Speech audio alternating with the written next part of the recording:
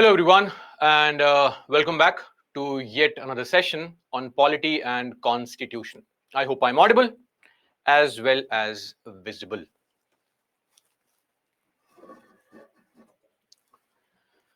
Let us wait for this to join, and then we'll begin our class for today.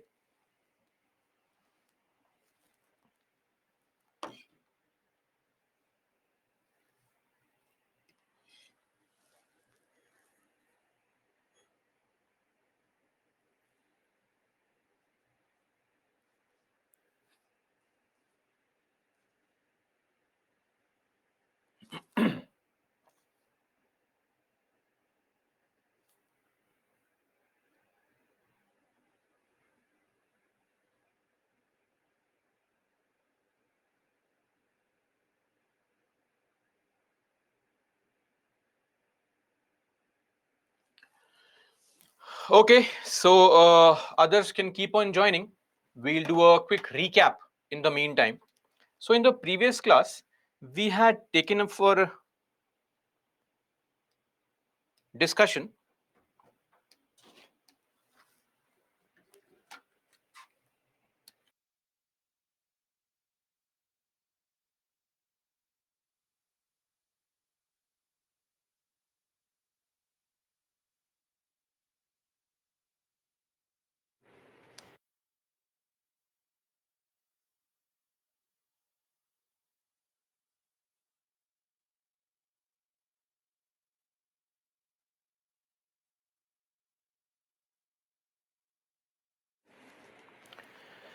So, as I was saying, let's do a quick recap.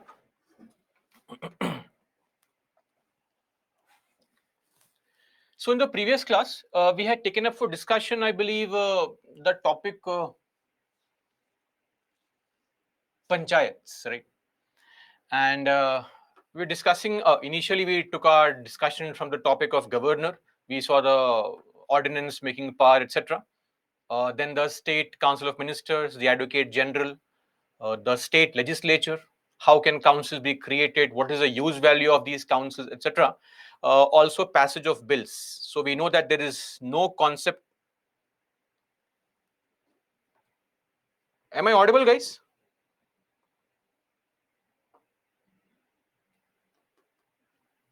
Okay, so great. So there is no concept of joint sittings as far as bills in the legislative councils are concerned. Then we also saw the topic local self-governance, LSG, of which the first one was Panchayati Raj institutions, PRIs. We saw the entire gamut of constitutional provisions, relevant articles, right? And we also then saw some benefits of panchayat provisions, some advantages or impact on women, and some challenges pertaining to women, and then some challenges in general. And finally, we saw some second AR's recommendations, those recommendations with respect to which, if incorporated, can further enhance the functionality of panchayats. We also saw some questions in between on the panchayats. Then, municipalities, the urban local governance, right? So as far as urban local governance is concerned, again, similar kind of provisions, not much difference, so as to say, but largely these provisions concern around the structure being different, wherein at the panchayat level, there's a hierarchy. Zilla Parishad comprises of some block panchayats or intermediate panchayats, and the intermediate panchayats comprise of some gram panchayats. Whereas in the municipalities at the urban level, some areas which are very big, they have largely an a municipal corporation. Then we have those areas which are, say, slightly smaller towns or cities, etc. They are the ones which have municipal council. And finally, we have something called the transitional areas, the ones which are transitioning from rural to urban. Now, those areas are have something called a Nagar Panchayat. Even though the name Panchayat is there because Nagar, town. So hence, it is a part of municipalities. Then DPC, MPC, two constitutional bodies, right, which are meant for planning, the district planning committee, the metropolitan planning committee. Then issues of municipalities and second ARC recommendations. We also saw some points on the 15 Finance Commission recommendations on funding, and finally, the importance, the significance of panchayats and municipalities in general. Then we had moved on to judiciary, and we had taken up for discussion some very basic elements of judiciary, starting with the number of judges. And I had at least shown you what is the provision in the constitution pertaining to the appointment of judges. And we had seen the three judges case, the judges case number one, wherein we had the SP Gupta case, wherein concurrence of the opinion of Chief Justice was not mandatory or not binding. Then the second judge's case, which is what is seen as a reference to the concept of collegium. Collegium means a group of judges. And finally, the third judge's case, wherein we finally saw the very important element of the collegium being finalized. So the collegium that exists in its current form is actually a result of the third judge's case that was in 1998 on a precedent's reference to Supreme Court, on asking Supreme Court to help the government understand in a better fashion how should the appointments be done. And the Supreme Court, in pursuance of a 1993 judgment, clarified the entire concept of collegium. So today we'll discuss the collegium. We'll also discuss the other articles on Supreme Court, High Courts, and lower courts, the trial courts or subordinate courts. Finally, we'll look into other issues like NALSA, etc. We'll also discuss judicial issues, activism, pendency of cases, so on and so forth. Finally, ending our discussion with tribunals, hopefully by tomorrow. And we'll also discuss Election Commission and RPA 1950 and 51. That is supposedly the plan till tomorrow. Okay. And as far as the break is concerned, so the class begins at 12. So first break 1:30 to 1:40. Second would be the lunch break from 3 to 3:40. And then 4:50 to 5. Then okay, we'll modify this break because we will have a break.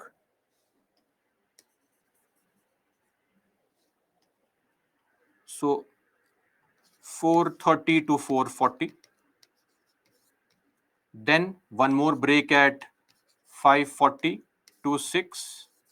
And hopefully we would not need any more breaks, or if possible, maybe we'll have a break, a small 5 or 10-minute break at 6:50 if it is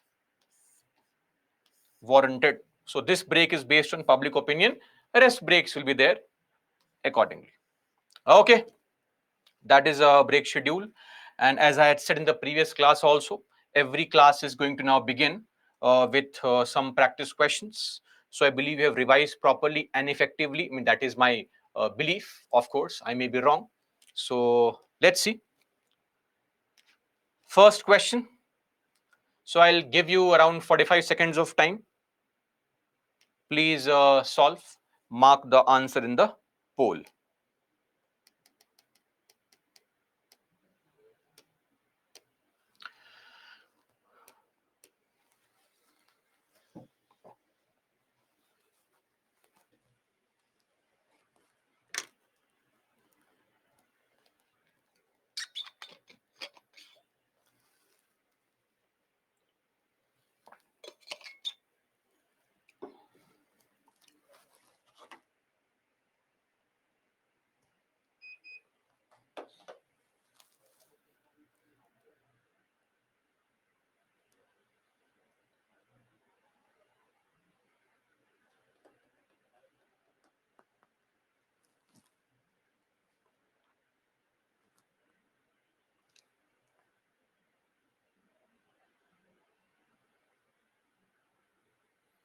40% mark D as the answer, 34% C as the answer. D is correct. Let's see. Department of Revenue is responsible. Is this a correct statement? Of course, it is not a correct statement, right? Which department is responsible for the preparation of budget? Please write quickly. This is the wrong statement. Passing of an Department of Finance, what? Ministry of Finance. The department is the Department of Economic Affairs under Ministry of Finance. So one is wrong. Passing of an appropriation bill completes budget session. Of course not. Passage of the finance bill completes the budgetary exercise. Appropriation is taking out money, but you have to put in money also. So when the finance bill is passed, the budget exercise is complete. So 2 is also wrong.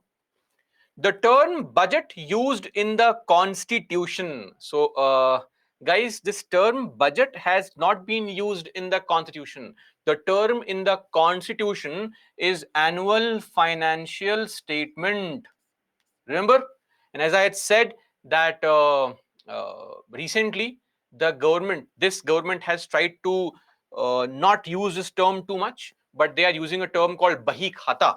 So that is an informal way, budget bahi khata. The appropriate term in the constitution is annual financial statement. So 3 is also wrong. None of the statements are correct. D is the right answer. Okay, next question. 45 seconds of time. Please mark the answer accordingly.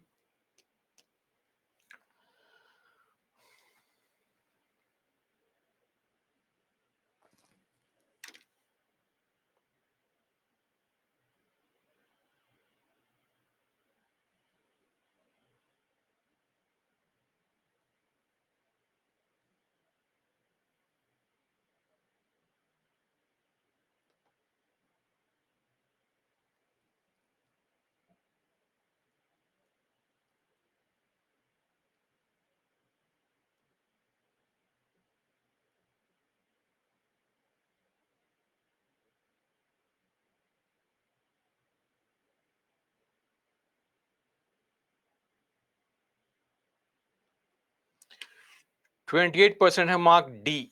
Which of the following statements is correct? Correct statement. Censure motion can be introduced in either house of the parliament. Of course not. This is a motion introduced only in the Lok Sabha. One is wrong. Okay. Unlike an NCM, it can be introduced only against individual ministers. No, that's wrong.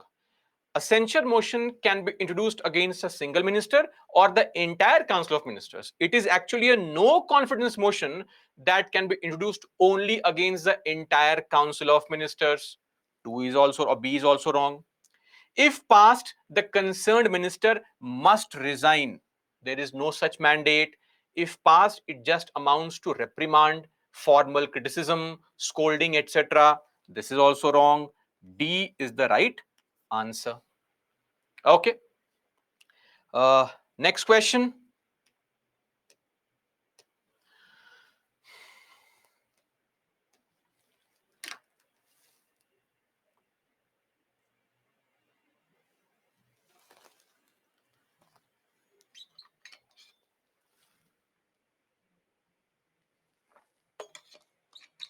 Sushri, censure motion can be introduced against a single minister or entire council of ministers also.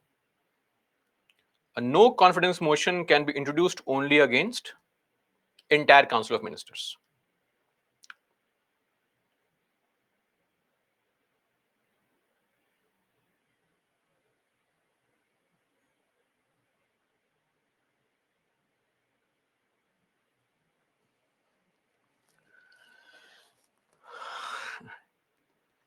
Okay.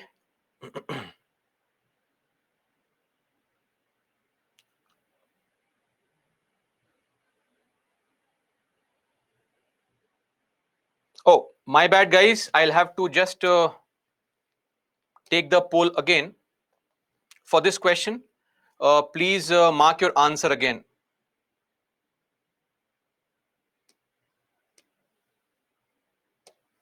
Sorry, for this question, mark your answer again quickly.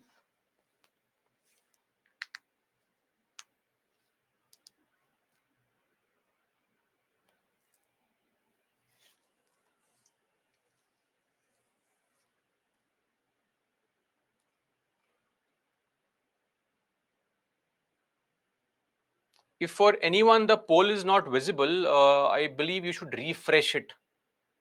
So the poll will become visible.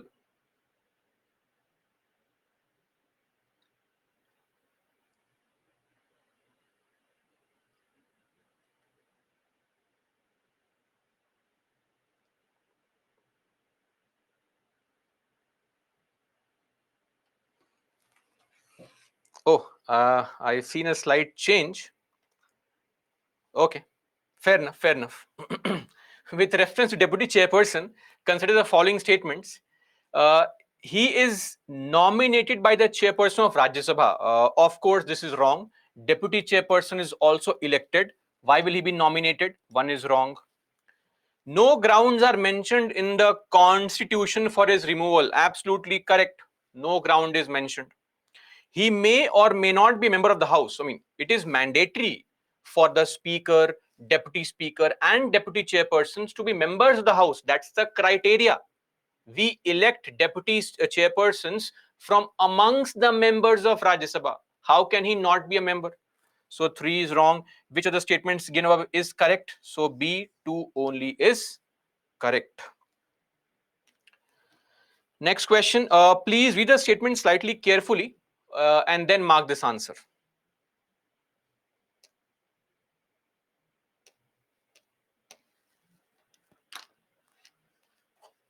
And if anybody cannot see the poll, please refresh your screen.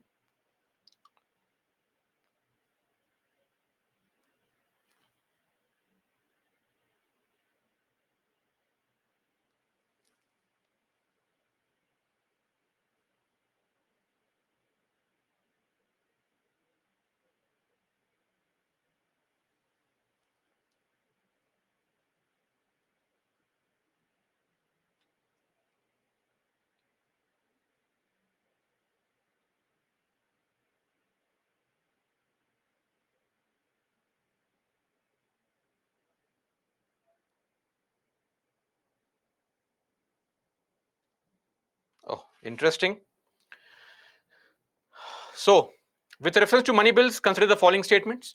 All financial bills are money bills, but not all money bills are financial bills. It's exactly opposite actually. All money bills are financial bills, but not all financial bills are money bills. Why? Because money bill is a type of financial bill. So the Venn diagram will be like this. If this is a financial bill, then money bill is a type of financial bill. So of course, one is wrong. Joint sitting for passing money bills is presided by the speaker.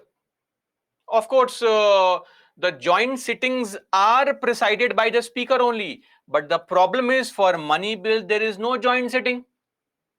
So this is also wrong. Both statements are wrong.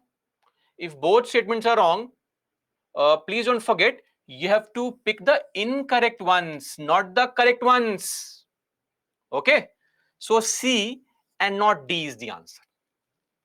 So we have to be slightly more careful, as I said, when we read the question. Solve this as well.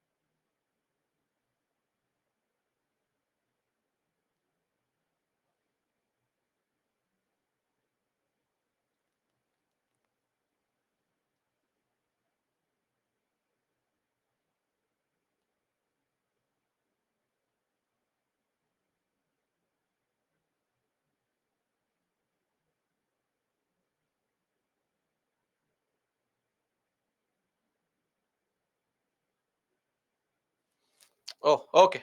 Finally, we have a lot of people answering this correctly. Great. Which of the following parliamentary terminologies are correctly defined? Expunction actually means deleting any unparliamentary words, any defamatory, indecent word. So we have seen this, that things go on record, and if you speak anything which is unparliamentary as a language, those words, those parts, those phrases are deleted, expunged, expunction. Adjournment, sine die or sine die, of course. Termination of sitting without a definite date is called adjournment, sine die or sine die. Correct. Casting vote is actually a vote cast by the presiding officer in case of a tie. All correct. A, 1, 2, and 3. Great. 5 questions done. Sixth one.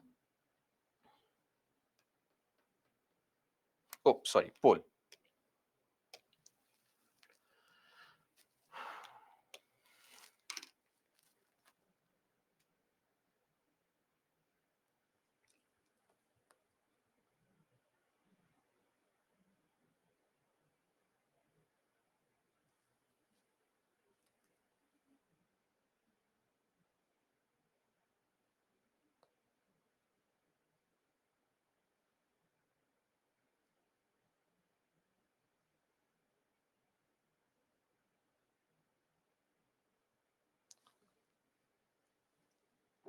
So here you'll have to remember all the constitutional amendments.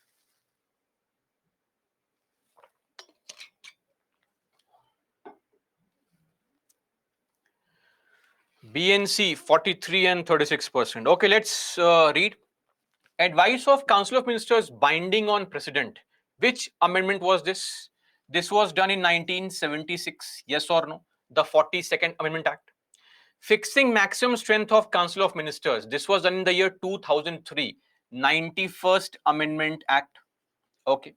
Voting age reduced from 21 to 18 was done in 1988. And obligatory on the president to give assent to constitutional amendment bills. This was done by the 24th Amendment Act, 1971. So, 4, of course, is the one where you start. Okay, that's the earliest. So, answer has to be this one only. B, 4, then 1, then 3, then 2. Okay.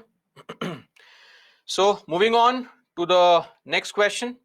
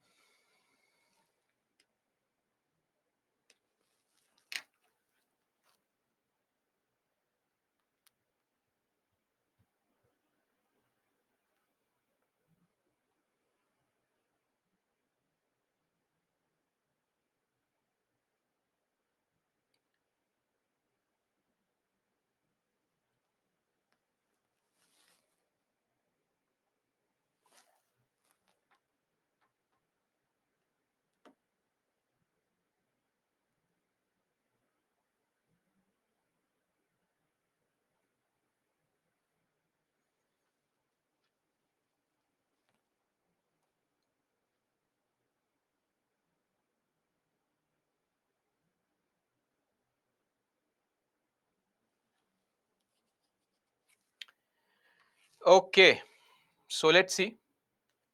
0R is available to MP to raise a matter without any prior notice, whereas calling attention motion is used to bring to attention of a minister a matter of urgent public importance. This is correct. One is correct. These two can't be the answers. Unlike a calling attention motion, 0R is an Indian innovation.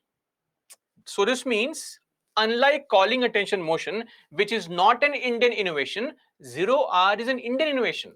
But calling attention motion is also an Indian innovation. So it should have been like calling attention motion, not unlike. This is wrong.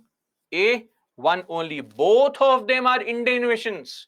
Two important things. 0R, calling attention motion. These two are Indian innovation in parliamentary proceedings. Okay. Next question.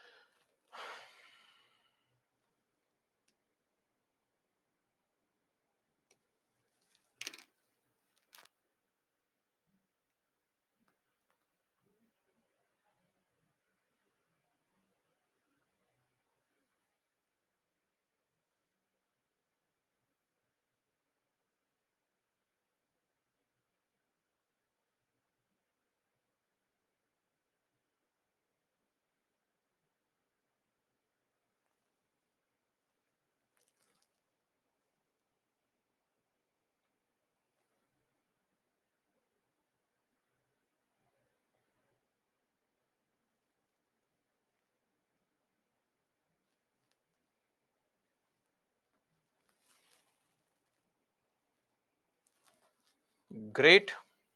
A lot of you have marked this correct. So, bill in the state legislature, the president has no role to play. Of course, he has a role to play if a bill is reserved for him. Article 200 talks about reservation of bills, referential veto. State's bill can be reserved for the president, but once reserved, the governor has no role to play. B is actually correct. State's bill is reserved for the president, but the president has to give assent. Of course, that is not true, right? And B is actually correct, so this can't be correct. So B is the right answer.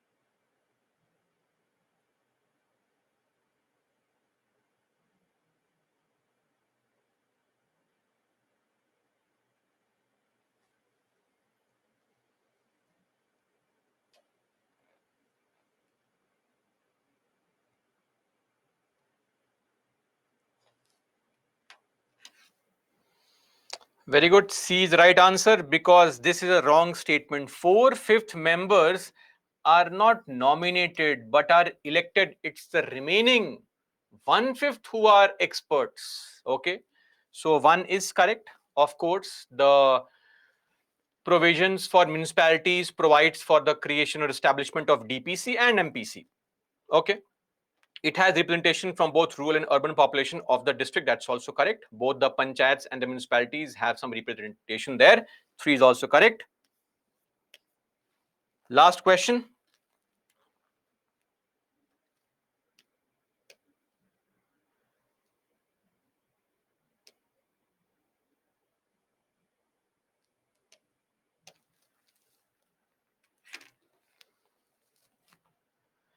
Sahyadri DPC has members who are the members of the panchayats at the district level. So that is what is, if you have a panchayat member, you have a rural representation.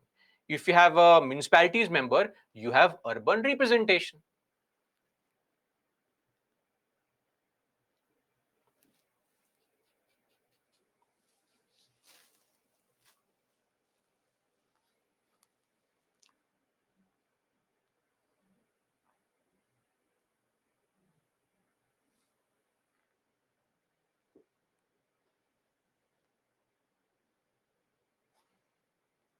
Okay, people who have marked C have made a small error here.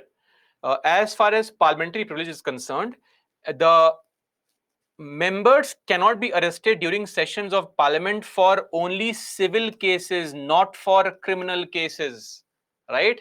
So this is only meant for the president. MPs, as I had mentioned also, under the code of civil procedure, the MPs will not be arrested 40 days before, 40 days after, and during the session for a civil case, not a criminal case. So one basically is incorrect. And the presiding officer is the final authority of courts. That is correct. So B2 only. Okay, that is all for the questions for today. Now, let's move on to understanding our topic at hand, that is judiciary. Of course, I understand fully. So, Vipin, Siva, Arundhati, or rather Vipin scored the highest, then Siva and Arundhati. Then we have Nitin, Dhaval, Saurabh, Suraj, Abhijit, Nandini, Nikhil, same marks. And then we have Ratnasari, Nitesh, Neil, Sushri, Janita, Priyanka, Sandhya with same marks, and then followed by Chanabaswa, Suvarna, Gulam, Rani, etc. So this is a situation with the leaderboard. Okay. It's okay. I am telling you the highest scores. No problem. Have faith in me. So that is it. Slightly improved performance, I would definitely say, at least for a lot of you. But I would still prefer if you further improve your performance. Though any score of 5 or above is pretty decent. It's a very, MCQs are in general difficult. So I hope that revisions are on right track. And let's continue our discussion today. Okay. Now, coming to appointment, as I had said earlier, we were discussing the appointment. I had explained the 1998 aspect also, wherein the presidential reference under Article 143, right?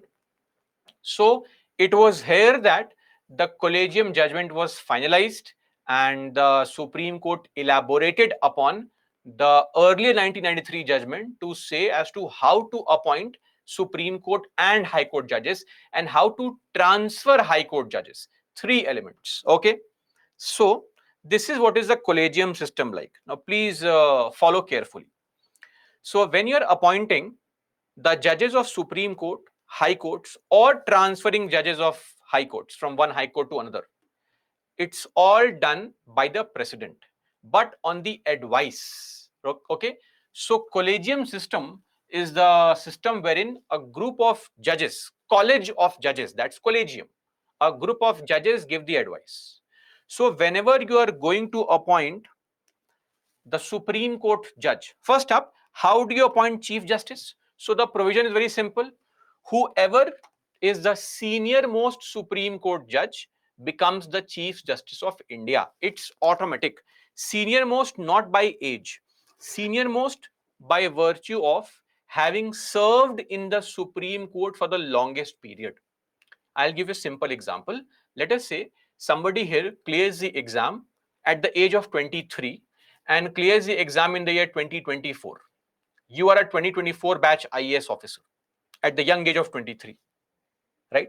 Somebody at the age of 30 clears the exam in 2025. Now, who is senior? Of course, you are senior, because seniority depends not on your age but the duration of service. So people who have joined Supreme Court earlier are considered senior judges. Okay. So one thing is very clear. The senior most Supreme Court judge is appointed the Chief Justice of India. Okay. No doubts there. Now, coming to the Supreme Court judge appointment. So appointment is done by the president, but on the advice of 5 judges. These are the 5 judges: Chief Justice of India and 4 senior most Supreme Court judges. This group of 5 judges give the advice, and on that advice, the president appoints the judges. Now, number 1, important condition: CJI has veto power. What does it mean? If CJI does not recommend somebody's name, or if CJI is against somebody's name, or if CJI says no to some appointment, even if all other 4 judges say please appoint, that person will not be appointed. First point. So you have to be in the good books of CJI to be elevated to Supreme Court as a judge. If CJI is not happy with you, then you cannot be the Supreme Court judge. That's not possible only. Okay. Now, one more point. Any kind of recommendation to the government can only be sent if at least 4 judges are on board. Names to be recommended only if at least 4 judges. and this 4 would include CJI.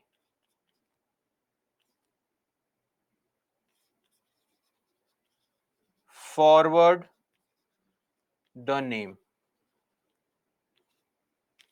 Are we clear on this? If the moment 2 judges disagree, let's say there's some justice A, B, C, 3 judges say, yes, yes, very good judge, let's appoint him. But other 2 say, no, no, very bad judge, don't appoint him. At that point of time, you will not appoint those judges. The names will not be sent to the government only. You can only send names if at least 4 judges agree on some person's appointment. And in that 4, you have to have CGI, because the CGI, the moment he says no, your name will not be forwarded. Are they clear? And one very important element is there is no time frame fixed for the government to approve these recommendations. That's a very important element.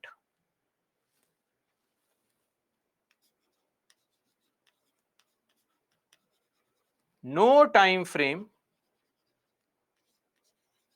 for president to appoint. That is why you must have seen the news of the delays happening when names are sent to the government. Sometimes government sends back the recommendation saying, please sir, please look into it. On other occasions, the government is sitting on the recommendations, not appointing them, because there is no time frame only, right? Now, there is a very important element. Just a sec, guys.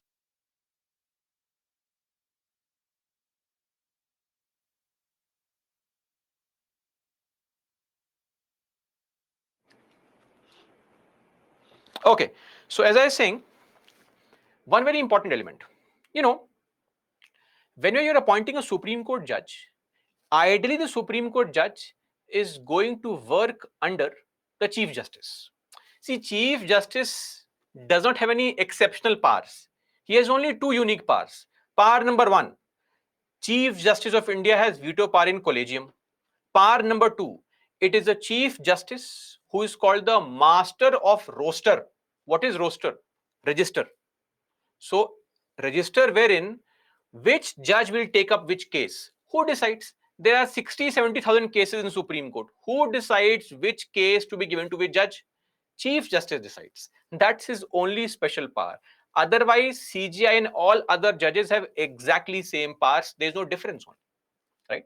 But ideally, we say that every judge is working under the Chief Justice of India only. So, if by chance, see, currently what has happened, our current Chief Justice of India has a very long tenure. So, Justice D.Y. Chandrachud has a very long tenure of almost 2 years. And in fact, his father, Y.V. Chandrachud, had even longer tenure, longest serving Chief Justice and all. So, because of a very long tenure, what is happening is that all these 4 judges here that you see, these 4 people here, they are all going to retire even before our CGI retires, because they may be older in age, but they joined the Supreme Court later on. So they'll all retire by the end of this year or next year, right? So if this becomes a situation, then what happens is, what situation? When the next Chief Justice is not a part of collegium, because all 4 of the remaining Supreme Court judges will never get to become Chief Justice of India. Why? Because until and unless Y.V. Chandrachud does not complete his term, nobody gets a chance. And before he completes his term, D.Y. Chandrachud, all the 4 judges would have retired. So in such a situation, we form what is called a 6-judge collegium.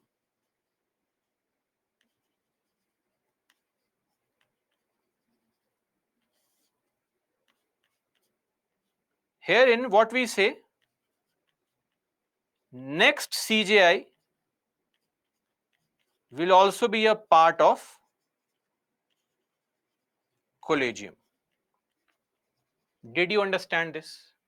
Because these 4 judges are not going to be Chief Justice of India at any point of time, because they will retire way before Justice D.Y. Chanchud retires. So we have to mandatorily have in the collegium next Chief Justice of India also. That is why if such a situation happens, then we need to have that person also in the collegium who is going to be the next Chief Justice. Okay, so that is a case here, a 6-judge collegium. It is a very rare situation wherein what happens is, like, see, in the previous case, what happened? Justice UU Lalit was a CJI, but because his tenure was so small that in the collegium we had Justice D.Y. Chandrachud as a senior most judge. Okay, and he became the Chief Justice also. So sometime when the Chief Justice's tenure is very small, he retires very quickly in say 2 months, 3 months, 6 months, 8 months, then in the next 4 judges, somebody is there who becomes the Chief Justice. In that case, no problem. But if the duration is too long, long tenure, 2 years, 3 years, and in that period, all the remaining 4 judges retire. So we say that in the collegium, it is mandatory to have the current Chief Justice and the next Chief Justice. Okay, that is why if the remaining 4 judges will not become Chief Justices, we'll have to add that person also who is going to become Chief Justice. I hope this point is clear. So the collegium is always going to contain 2 people: current Chief Justice, next Chief Justice. It is mandatory that the collegium of the appointment of Supreme Court contains these 2 people. Okay, so must have current and next CJI as members. I hope now this is understood.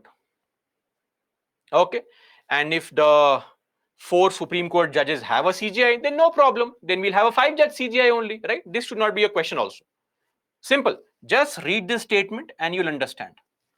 If the 4 judges have amongst themselves somebody who will become the next CJI, there is no point in adding somebody else. 6-judge collegium will only work when the current collegium does not have the next CJI as a member. Okay, I hope this point is understood. Now this is how you appoint a Supreme Court judge. Coming to High Court judges. High Court judge appointment is very simple. No concerns there. Here you have a 3-judge collegium.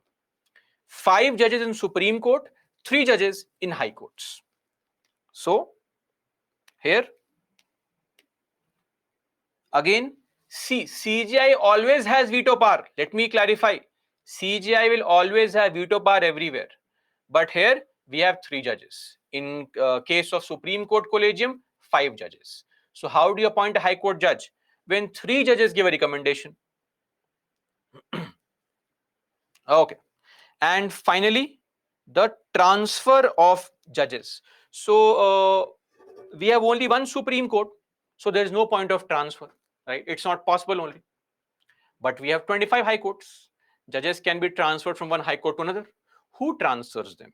So the transfer also requires this TFR stands for transfer.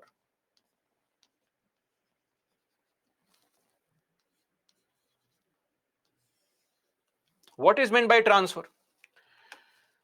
Transferring the services of a judge from one high court to another. How do you transfer a judge? It is also based on the recommendation of a 5-judge collegium of Supreme Court. Okay, that is CJI and the next 4 Supreme Court judges. Okay, now 2 more important people need to be questioned. Their opinion must be taken. These 2 people, their opinion is obtained.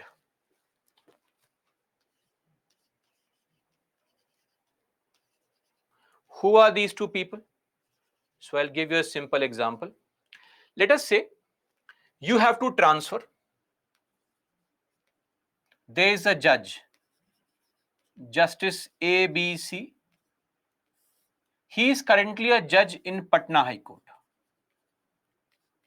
And he has to be transferred to Bombay High Court. Okay. Now, when you are transferring a judge from Patna High Court to Bombay High Court, you should ask the judge or Chief Justice of Patna High Court, sir, I am transferring a staff from your court. Does he have important cases? Can I transfer him?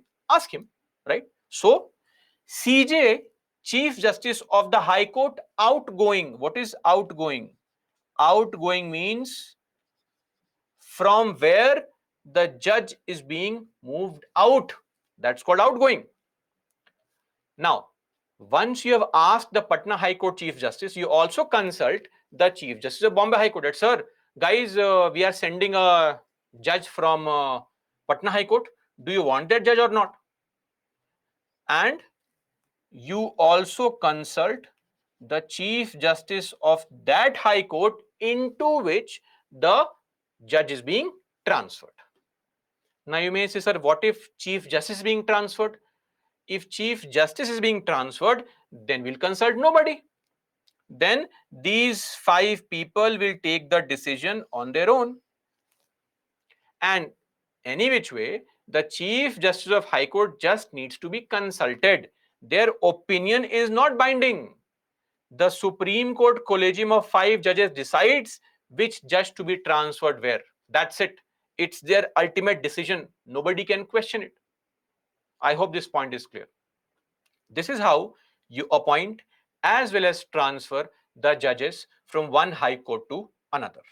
This is the current collegium system which is in place, which is a result of 1998 judgment of the Supreme Court, or rather the 1998 reference by the government to the Supreme Court. Okay, this is a system which exists. Any questions? Any point that you'd like me to explain again?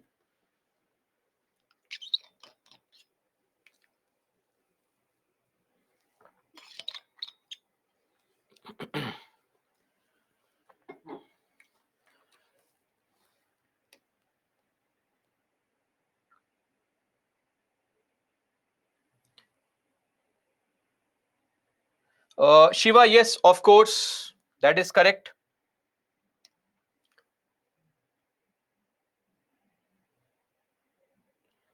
B. Rama, I'll come to that. It is not mentioned anywhere in the Constitution. Okay, Manish and Shreya, I'll discuss transfer again. Nitika, yes, this is the third judge's case. Transfer of judges, very simple. The 5 senior most Supreme Court judges will consult and transfer a judge from one high court to another. So if let's say I'm a judge working in Allahabad High Court, I am working under the Chief Justice of the High Court. So when you are transferring me from this high court to another, it is very logical that you ask my boss that, guy, listen, I am transferring him. Does he have a lot of pending cases he is dealing with? So maybe my boss says, no, don't transfer him now. Transfer him 2 months later. Let him deal with those cases. And hence the transfer can be delayed. So of course, it is very logical that ask my boss before transferring me from one place to another. That's how it is. That is why we consult, or the Supreme Court Collegium consults the Chief Justices of the High Courts involved. Okay. And as I said, opinion has to be, opinion is never mandatory. And how can a Chief Justice's opinion be binding on Supreme Court Collegium? Is it possible? Of course not. So Chief Justice of High Court's opinion cannot be binding on the boss. Can your opinion be binding on your boss? Not possible. So this opinion is not binding. Okay. Yes, Nikhil, as I have said, CGI can use veto power. CGI has veto power everywhere. Veto power everywhere. Manish, as of now, Collegium does not account for it. We'll discuss that shortly.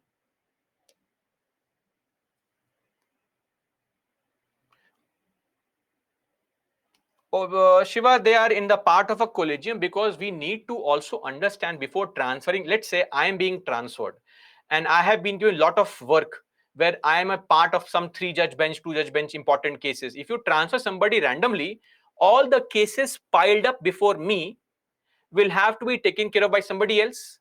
So my boss should also be given the liberty that he should be consulted before transferring his own staff. That is why we make them a part of the collegium. Ankit, in case of, as I said, High Court Chief Justice, nobody's opinion is required. Just these 5 people will transfer. That's it. Okay. Shiva, they are a part of collegium. I'm saying this again and again. They are a part of collegium in so far as consultation is there.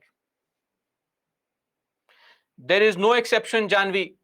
Since 1993, there is no exception. It is mandatory for the senior most judge to be the Chief Justice of India. There is no exception since 1993. Done. Okay. So I believe your questions largely have been addressed.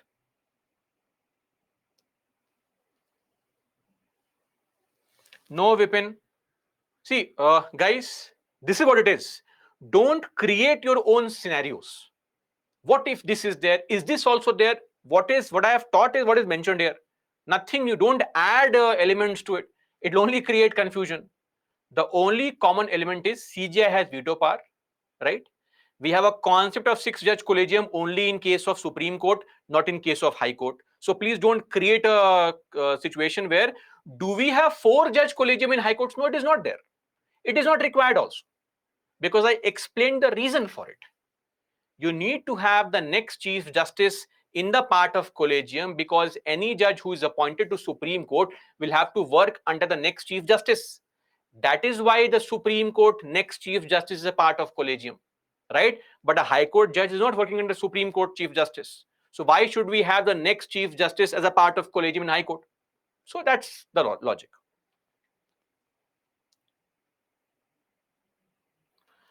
Again, Ravi, as I said, don't create scenarios. It is clearly mentioned. It is just 5 judges. If anything is there as an anomaly, like a 6-judge collegium, I will tell you it is there, right? Otherwise, there's no limit to how many questions can be created on this, right?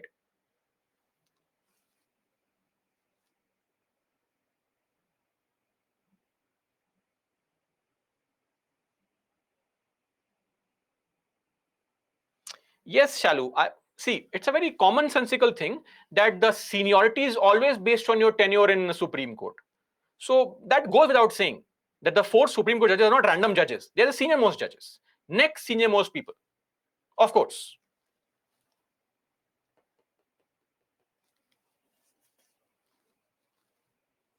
Two types of CJI are there. There is only one CJI. How can we have 2 CJIs? Okay, I believe your questions have been largely addressed now.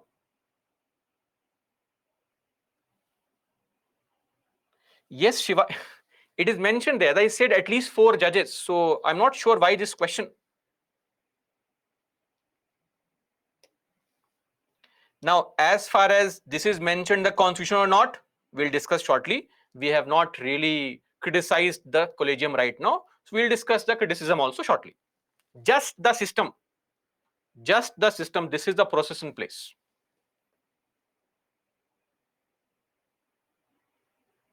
Yes, Sachin, high courts have their own chief justices, but that is a CJ of High Court. CJ of High Court. This is Chief Justice of India, CJI.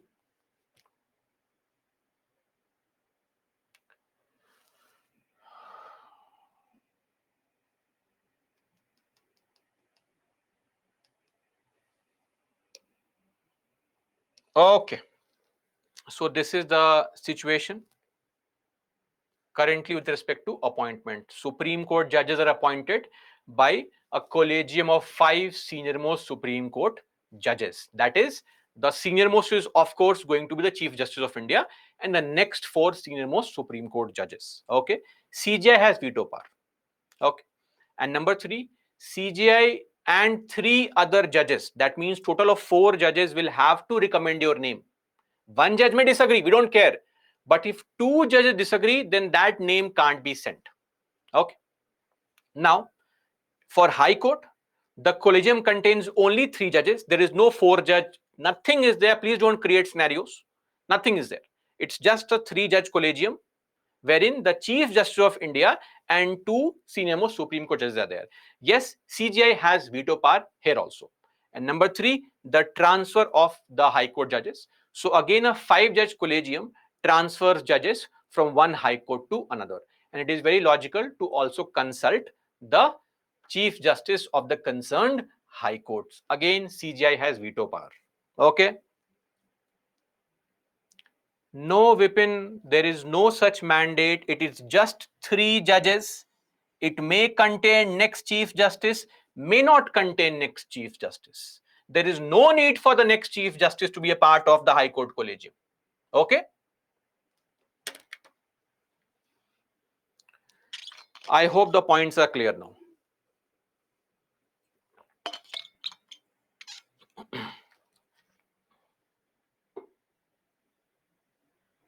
Not binding.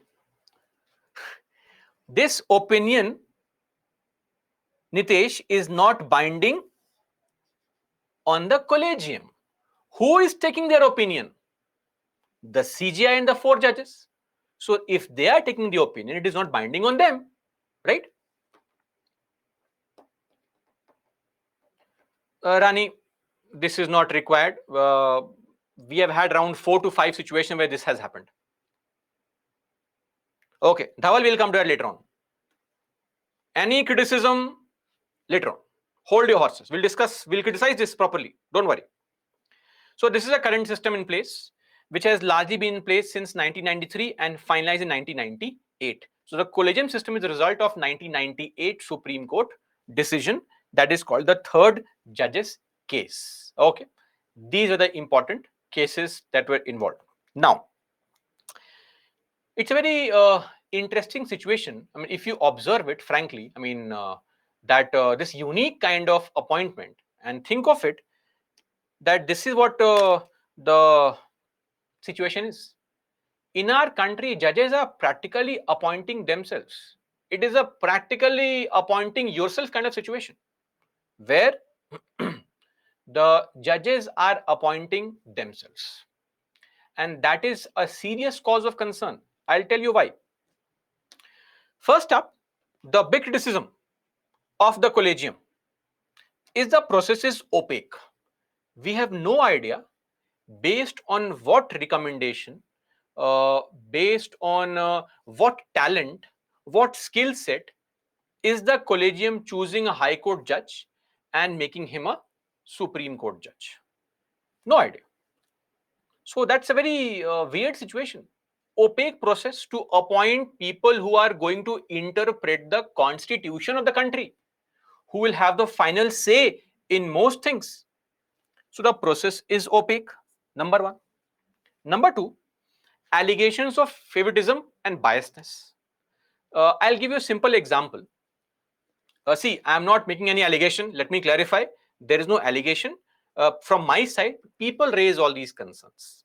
For example, recently there was a judge, a lawyer. A lot was being discussed on his sexual preference in his personal life, though it is of no concern to us, right? Whatever your sexual preferences are, it's limited to your private space. We should have no concern with that. Limited to your private space. Okay. Saurabh Kirpal was this person. Now, the Supreme Court collegium was insisting on his appointment. Insisting on his appointment. So, somebody pointed this out, a very unique situation, that the current Chief Justice, Justice D.Y. Chandrachud, is insisting on the appointment of Saurabh Kirpal. Now, what had happened was, Saurabh Kirpal's father, B.N. Kirpal, was the Chief Justice of India at one point of time. And when he was Chief Justice of India, he had made the current Chief Justice, D.Y. Chandrachud, as the youngest High Court judge through his recommendation. That's not it. And D.Y. Chandrachud's father, Y.V. Chandrachud, had actually appointed B.N. Kirpal, father of Saurabh Kirpal, as the Supreme Court judge when he was a Chief Justice. So somebody is appointing somebody as Supreme Court judge. He is appointing my family member as the High Court judge. You are appointing his family member as a Supreme Court judge. What is this nepotism going on? This is a big allegation that it is just family members, friends appointing each other. I appointed you, now you appoint my son. You appoint my son, he'll appoint your son. This continues. So we make so many allegations on nepotism in cinema, which makes no sense. There is no nepotism in movies because there somebody's personal money is involved. If I am the producer of a movie, it is very logical that I would want my son, my daughter to be an actor, actress, and I'm spending my money, my personal money. If the movie is good, the actor is good, you will appreciate it. If he or she is not good, you'll reject it. So nepotism is not there actually. It is here. This is a cause of concern. Nepotism only works against people if it is in important positions, right? So here, there is no criteria, and then there are allegations of favoritism. Why this insistence on appointing some people? So that is there.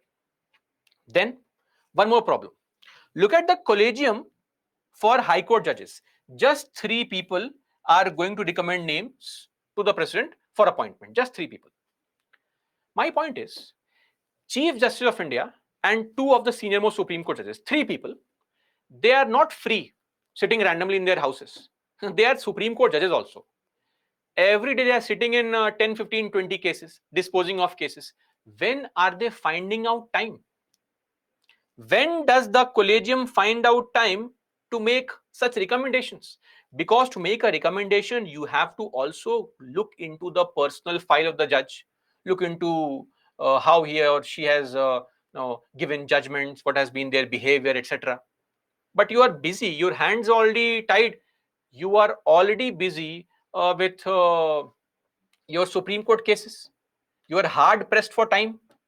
That is why you'll find that because of this, there's a lot of vacancy in high courts, because collegium has no time. Then it affects federalism. How?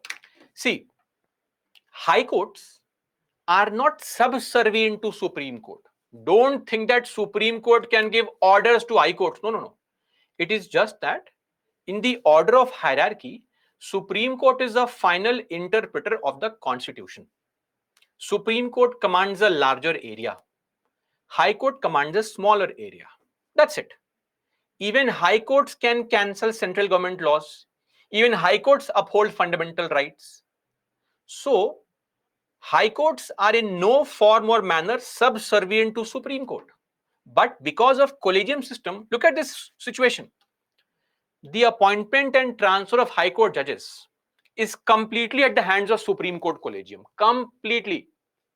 Now, if I am a high court judge, I am waiting to get elected to Supreme Court, and in front of me there's a case going on, and the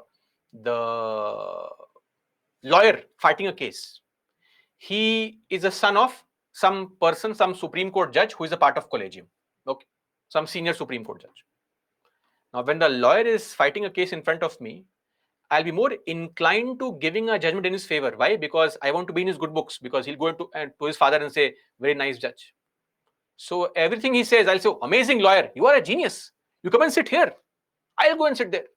So the point is, I would always want to win the heart of that person who has some association with the Supreme Court collegium judge. That becomes a problem. It is actually forcing the high court judges to curry favors for the Supreme Court collegium. I have to deliberately be in the good books of the Supreme Court collegium. That's a problem. And of course, as people are asking, now comes the important time. Look at this collegium system, this entire system, where CGI and 5 judges have to appoint, where CGI has veto power, and at least 4 judges have to send the name forward. Then there's a 6-judge collegium. All this is there, right? Where is this mentioned in the Constitution? This elaborate interpretation of this article. Does it make sense? I mean, your task as a judge of Supreme Court is to interpret the Constitution. How on earth does all of this mean all of this? This makes no sense at all. This is not interpretation. You have completely rewritten the Constitution. This word collegium did not exist only.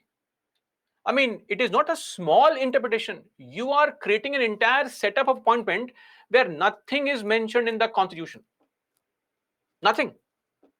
That's a problem. And frankly, in no modern democracy has judiciary monopolized all the appointments. Our country is not functioning outside, right? Is judiciary biased outside? Is judiciary controlled by government outside? So if judiciary can function everywhere else, what is this problem in India that judiciary needs to be completely liberated from any kind of control? There is no control. And we have not seen this kind of situation anywhere in any democracy. It's only in our great country that the judiciary, in the garb of upholding the principles of judicial independence, have completely monopolized every appointment. And now they are forcing the government, you please approve immediately, approve immediately. This is hilarious. That is a problem. So this is the criticism. Now, way back in the 1980s only, there was a law commission. Law commission is not really important, but that law commission gave a recommendation which became important. This was the 121st law commission of 1987. So the 121st report of law commission said that let's do one thing. Why not create an independent group of people who can appoint Supreme Court judges? Okay. Why not create an independent group of judges, a group of people who can appoint Supreme Court judges? Some kind of judicial committee has to be created.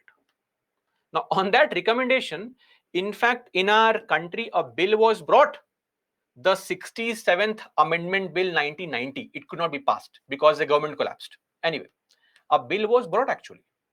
But finally, in 2014, the current dispensation brought a bill to modify the Constitution, the Constitutional Amendment Bill, the 99th one.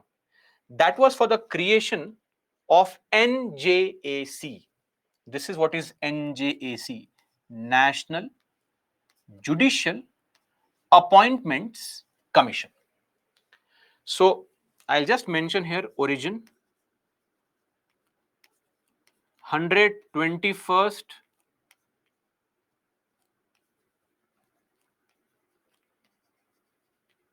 Law Commission Report, 1987. So the government said, see, we have a lot of issues in the appointment. The system is opaque. And in that sense, we need to have some independence in appointment. I mean, no country has this provision of complete monopoly or appointment in judiciary. So let's have a more independent procedure. So for that, an amendment was passed and 3 articles were added: 124 capital A, 124 capital B, and 124 capital C. 124 capital A says that we will create a commission, a commission or a committee, a commission called NJAC. This commission will comprise of 6 people. The Chief Justice of India will be the chairperson, number 1. Law Minister will also be there. So Law Minister will be a part of this commission. That is what is actually a cause of concern, because a lot of people say, how can you make Law Minister the part of a commission? Then 2 other senior most Supreme Court judges. So 4 people and 2 eminent persons. Who are these eminent people? These eminent people will be appointed by a committee of Prime Minister of India, Chief Justice of India, and who is this person? Leader of opposition in the Lok Sabha. Okay. So these two eminent persons will be independent people. Now, of course, this eminent person has not been defined. Who is this eminent person? Will he be a politician? Will he be a retired Supreme Court judge? We don't know, but some eminent person. But anyway, they will be independent because the appointment is done by government, opposition, and the judiciary. This will be a 6-judge group commission. Now, very important. Number one, two conditions. No veto power for CJI. So in the NJAC, there was no veto power for CGI. Everybody has the same say, equality. Number two, if two members oppose,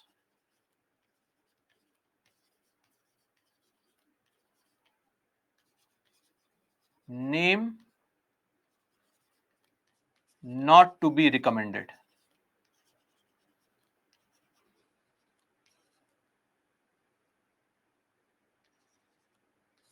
For appointment.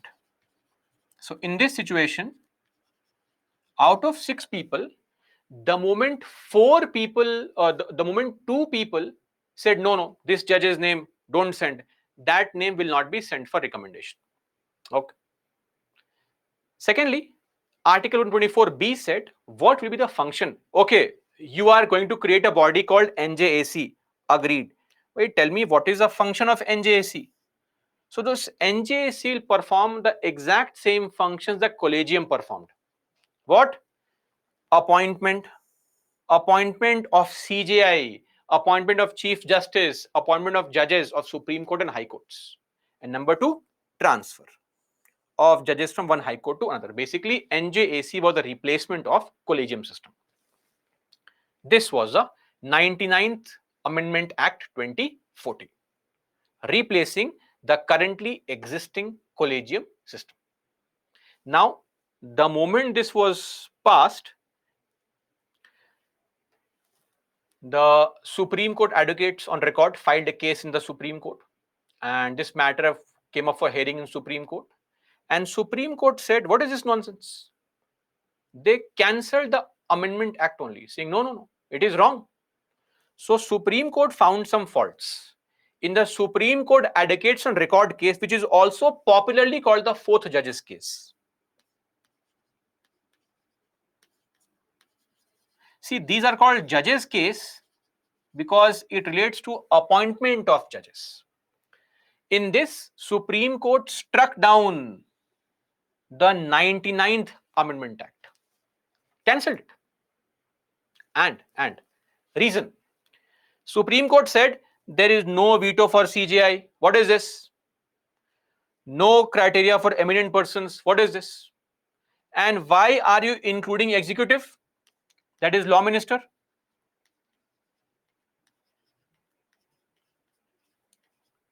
Most cases pending in the Supreme Court and High Courts are against Government of India only.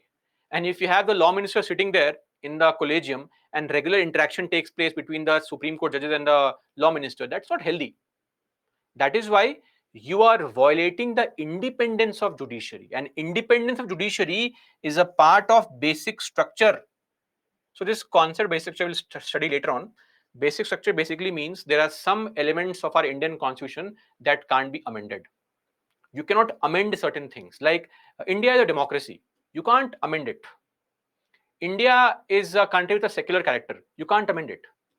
India is a republic, you can't amend it. India has a parliamentary form of government, you can't amend it. Some things can't be amended. Those are called basic features. So Supreme Court said you are violating the very basic structure of our constitution. You are taking away independence of judiciary. We have cancelled this and we went back to collegium system.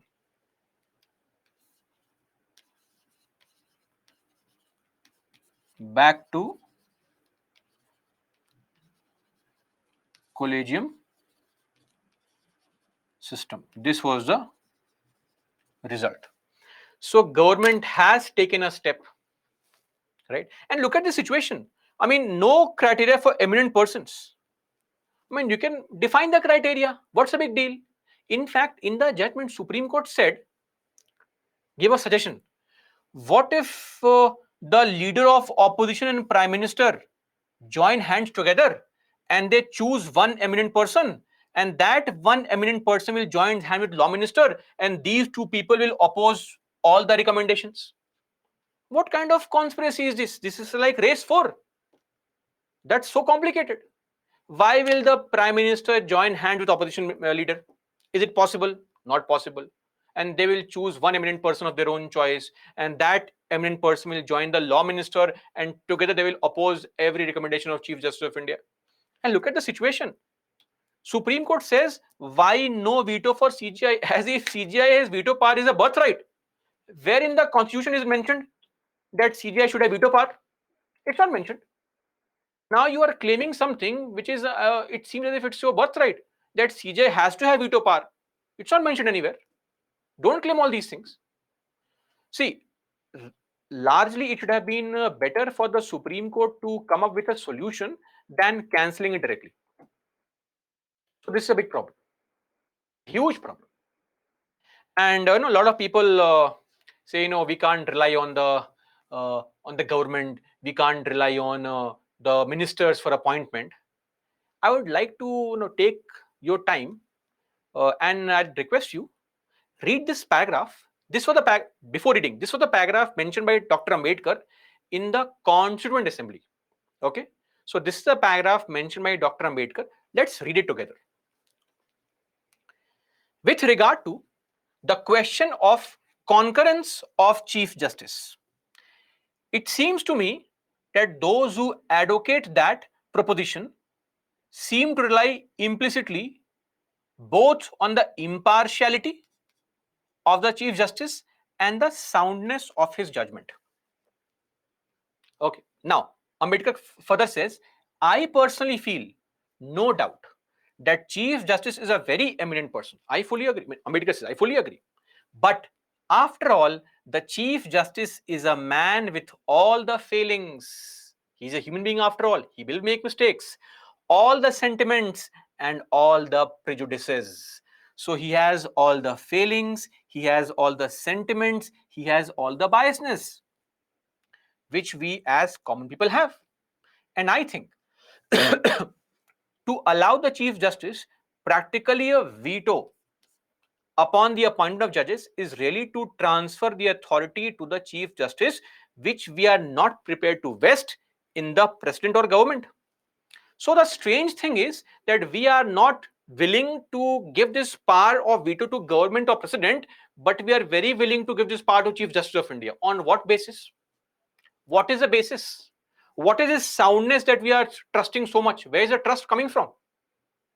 This was said by Ambedkar. I therefore think that is also a dangerous proposition. So all those people who love to quote Dr. Ambedkar, they very safely, our judiciary, they quote Ambedkar selectively. And they have forgotten that this was also said by Dr. Ambedkar. In the very Constituent Assembly, when people said, let us have CGI's veto in appointing judges, he said, no veto power. And if we have it here, that's the big problem. That we quote great leaders selectively. And when things are against us, we say, no, ignore. That's a problem. This is the harsh reality of our collegium system. And see, I am not raising any allegation here, but I'd like to point out some very important elements in front of you. Supreme Court always has said and has maintained that we are trying to ensure a sense of fairness in the system. We are trying to ensure that representation of all groups, all communities in the judiciary takes place. Judiciary becomes more representative. Great. The idea seems to be so noble, but the facts should also be in line with what you are saying. Let's hear some facts.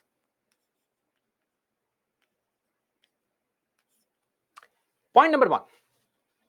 So far, we have had 266 Supreme Court judges in the country. Currently, there are 266 Supreme Court judges since independence. All the Supreme Court judges collectively together in the country, we have had 266 Supreme Court judges since 1950, including Chief Justices. Judiciary says judiciary is trying to uphold rights of women, right? Recently, our great Chief Justice made a remark that the time has come to look into the serious allegation of marital rape also. Fair enough, fair enough. So, because they are so vocal on women and empowerment of women, of course, it should be symbolic of their personal behavior also. How many women Supreme Court judges so far?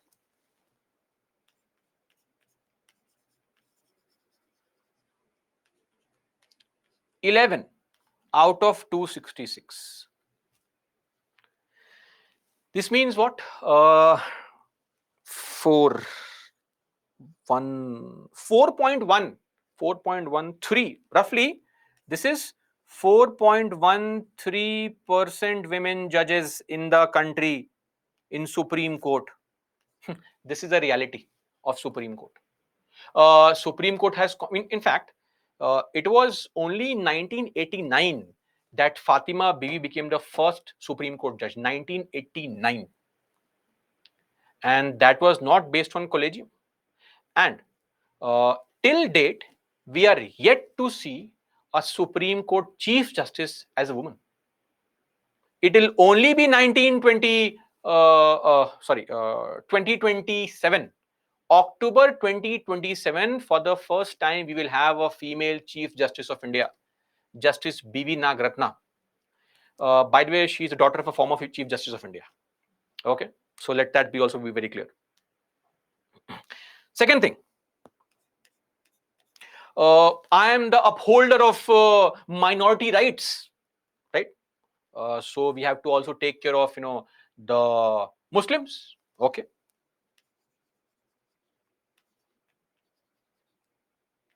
How many Muslims have been judges in Supreme Court so far?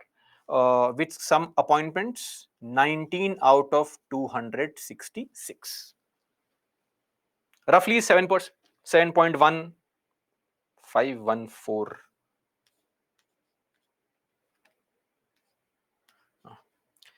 Roughly this, 7.1415%.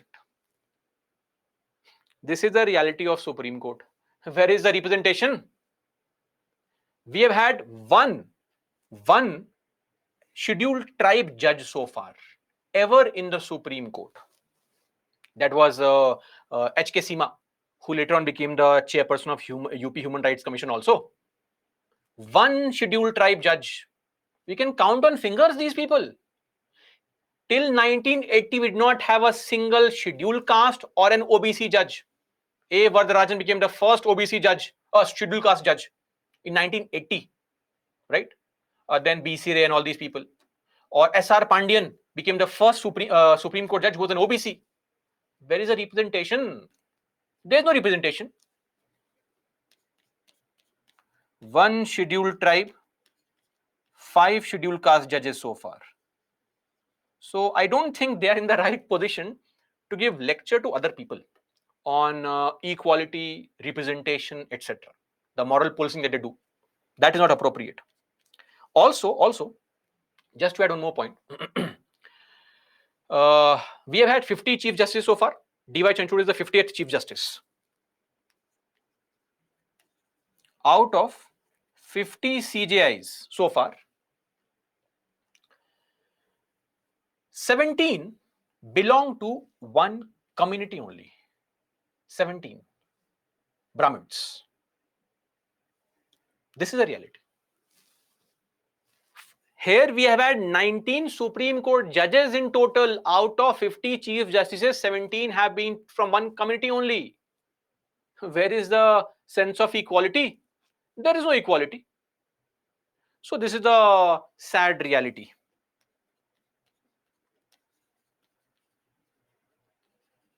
And then when governments try to, create some kind of solution, they are simply averse to it, that no, it should not hamper with our independence. What kind of independence? This independence that gives this skewed appointments. And frankly, this collegium concept is a very weird one, because till 1993, before the collegium was not there, out of 189 such appointments, there were 8 occasions where Supreme Court gave recommendation and government did not accept recommendation. Otherwise, this used to exist before and also. Since 1950s, indirectly, collegium was there.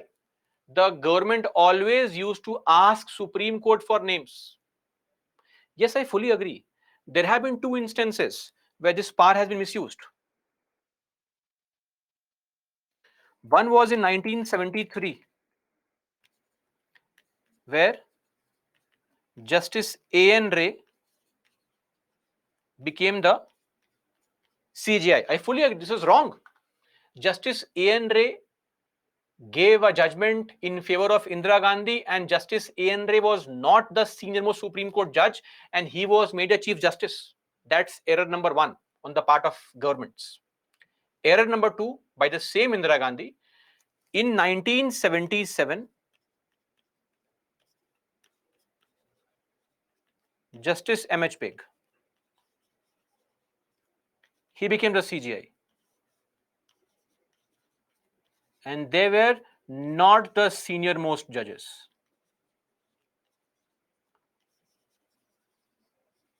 But only 2 instances, and both by Indira Gandhi only. M.H. Beg also gave a judgment. We'll discuss the judgment under emergency. He was a part of a 5-judge bench which gave possibly the worst ever judgment in the history of Supreme Court of our country. That was, we'll discuss that ADM Jabalpur case. And he was made a Chief Justice because the judgment favored Indira Gandhi. But only 2 instances. You can't whitewash the entire situation with these 2 instances. This is a reality of collegium. Anyway, so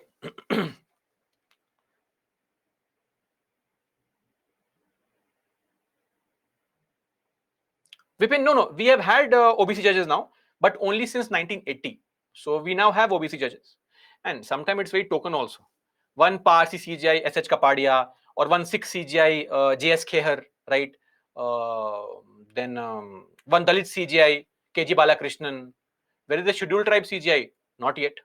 Where is a woman CGI? Not yet.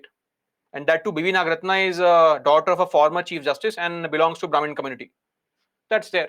So that charade of equality and representation does not really play well for Supreme Court's history and the appointments. So this is the current situation with the collegium. This is a critique, and you can also have a look at what Ambedkar said on the appointment of the judges by the judges themselves. So it's very clear that he was also not in favor of such blanket power being given to our Chief Justice of India, which they have hijacked over the last 3 decades. Okay, that's it. Now, coming to qualification. So, as far as the qualification is concerned for Supreme Court judges, meaning the basic eligibility criteria, like if you want to sit for UPSC and take the examination, you have to be a graduate or age of 21. That is a qualification. Same qualification. So what is the qualification? There are 3 qualifications. This qualification is mentioned under Article 124, Clause 3. Okay. So you have to be a judge,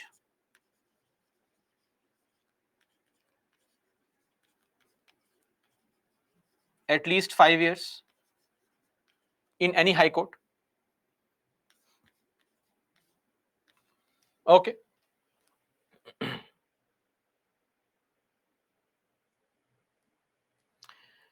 Secondly, or you can be an advocate.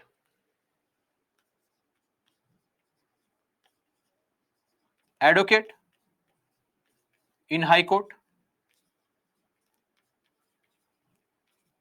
at least 10 years. Now, please don't ask me this question. Sir, you are saying advocate of high court. Can a Supreme Court advocate become Supreme Court judge? Of course they can. It is like asking if graduates can apply, can postgraduates apply? Of course they can apply. So you have to be an advocate at least at High Court level. Or a very interesting qualification. So who is this person? Last photograph. If you have seen the series La Casa de Papel, oh, sorry, Money Heist, the series, he was the professor, right? This is a third criteria of an eminent or distinguished jurist.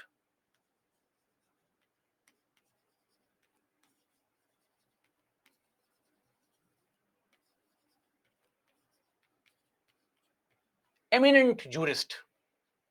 So the word jurist is important here. Who is a jurist? Jurist is somebody who is a person with a very legally trained mind. Somebody who is a champion at legal theorizing, somebody who is an expert in the field of law is called a jurist. Jurist does not mean judge or lawyer. He or she may not be an advocate, but somebody who is an expert in the field of law is called a jurist. So that can also be the case. But so far, not a single jurist has ever become the Supreme Court judge, because Supreme Court says they don't have the experience to be a part of Supreme Court. They may have knowledge, but no practical experience. Anyway, that is a criteria. This is a qualification. Now, you know very well, if you are appointed, you can be removed. If you're born, you die. Same logic. So what is a removal process? Removal process is also mentioned in the constitution only. Of course, they can resign. Judges can resign. So apart from that, resignation, submit to the president. Any judge will submit the resignation to the president only, not to chief justice or anybody else. One more thing, in qualification, I have not mentioned this, but it goes without saying that you have to be a citizen of India. I hope this is not a concern. So in order to be a Supreme Court judge, you have to be an Indian citizen, but there is no minimum age. There is a maximum age, 65, age of retirement, but there is no minimum age to be appointed as Supreme Court judge. One more thing, just on a side note, which other person or which other constitutional post has the same qualification? Please tell me. Write the answer. Let's see. Which other constitutional post has the same qualification? Okay, great. Some of you are writing it. Absolutely correct.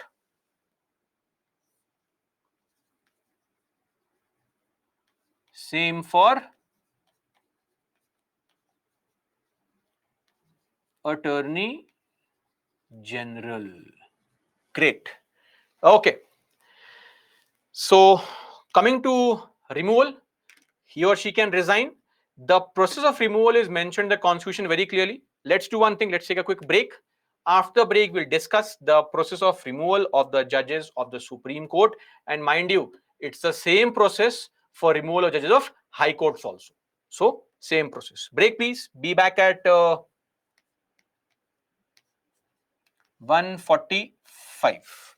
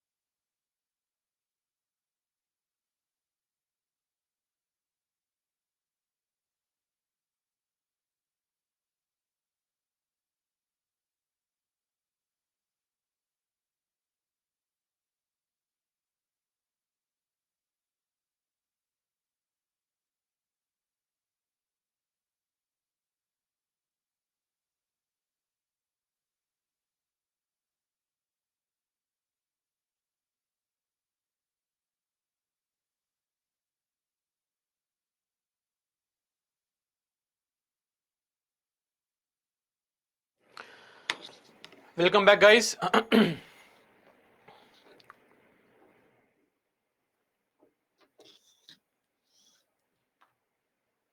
Shiva, it will can be any advocate, government or private, does not really matter.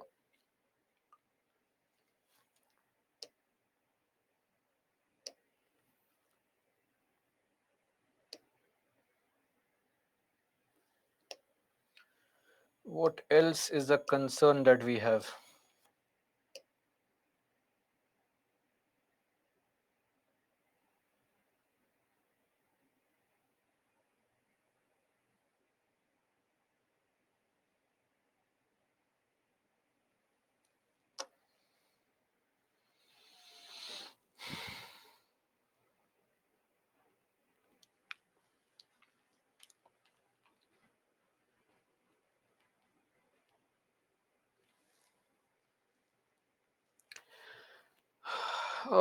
Yaram City.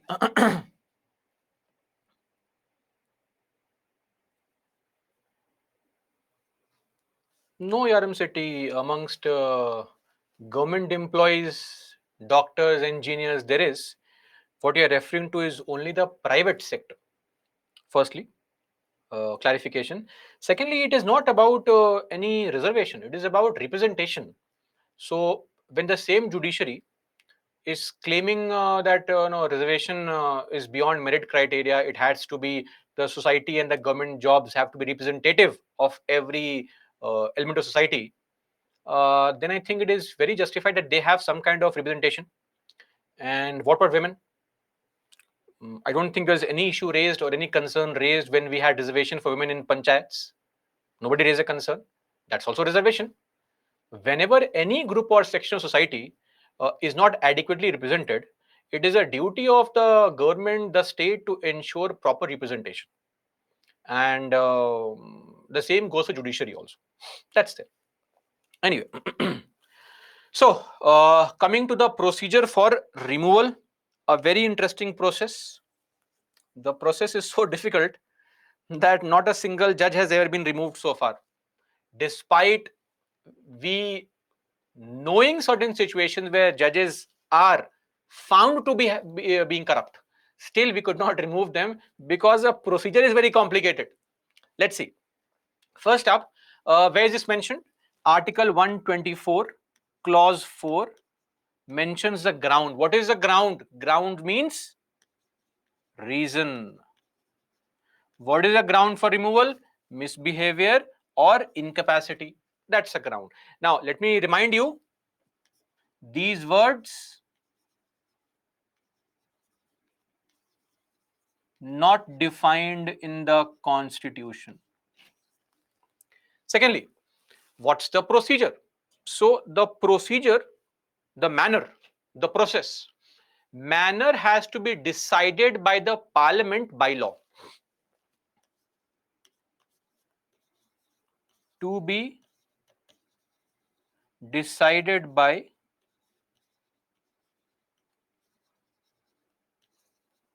parliament by law. By law meaning what? Simple majority. So this is the law which has decided or which has brought to us the procedure or the process or the manner for removal of the judges. Manner means process. And after this procedure is over, the parliament can remove the judges of the Supreme Court and the High Court. So mind you, the procedure for removal of the Supreme Court and High Court judges is the same. For High Courts, it is mentioned under Article 218. It says the same procedure that is used for Supreme Court judges under Article 124. By a special majority. What is the special majority? This is 2/3 present and voting, more than 50% total strength. This is the special majority. Okay, the same majority which is required to amend the constitution is required to remove the judges also. Just one small point. Tell me which other important constitutional posts have the same process of removal? We have seen one post.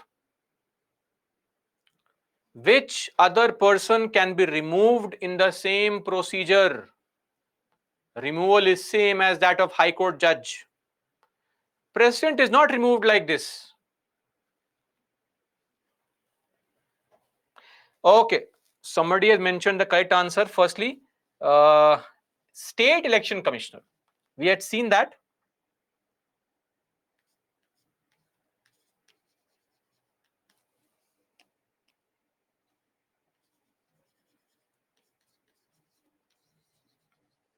Same procedure is for SEC, which we have seen. Attorney General? Attorney General has no procedure of removal only. Second, we don't know that. We'll see it maybe tomorrow. Chief Election Commissioner. Also, CAG. These people have the same procedure that is there for the removal of Supreme Court judge. Same process. Okay, that's there. Exact same. It is mentioned there.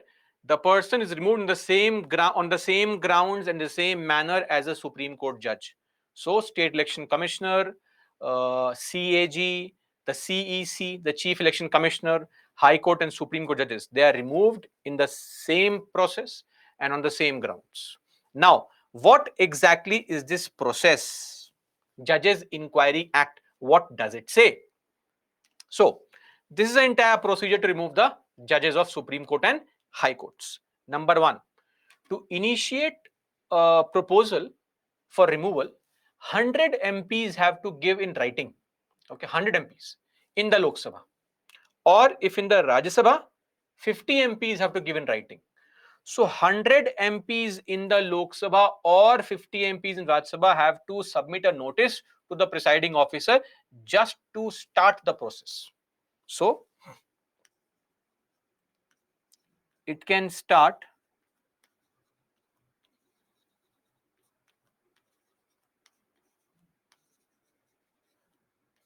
in either house. Number two, once you give notice of whatever reason you have mentioned, presiding officer, the speaker or the chairperson may accept your reason or may reject your reason. Anything is possible. Okay. So your notice can be rejected there only. Like a few years earlier, there was this person called Deepak Mishra. He was the Chief Justice of India, and in Rajya Sabha, more than 50 MPs gave a notice for his removal, and the then Vice President Venkaiah Naidu, he rejected the notice, saying no, don't waste time, and it was not taken up for discussion. Now, if the presiding officer accepts the notice that there is some allegation, then a committee is formed, and hence the name Judges Inquiry Act, because the committee is called Inquiry Committee. So there is a committee which is an inquiry committee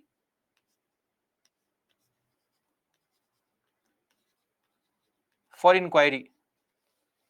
This committee comprises of 3 people: Judge of Supreme Court, senior most judge, Chief Justice, if he is not there, next senior most judge, then Chief Justice of High Court from any High Court, and a distinguished jurist. Basically, some retired Supreme Court judge or some senior Supreme Court judge is only chosen as a third member of this inquiry committee. 3 people, 1 from each category. Now, this committee is given the task to inquire into the allegation. What is the misbehavior? What is this incapacity? Now, if the committee finds the allegations to be not true, the matter is over then and there. If allegation found to be not true,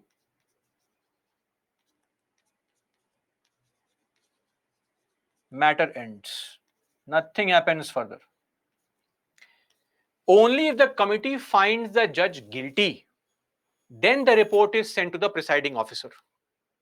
Now the presiding officer will table the report in the house, voting takes place in the house, it is sent to the other house, voting takes place there also. So voting by what? 2/3 present and voting, more than 50% total strength. Now both the houses vote separately, no joint sitting concept, and once it is passed, it is sent to the president for his assent. President has no veto power. Okay? In fact, here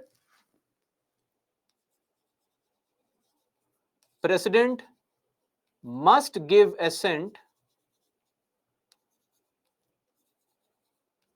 in the same session.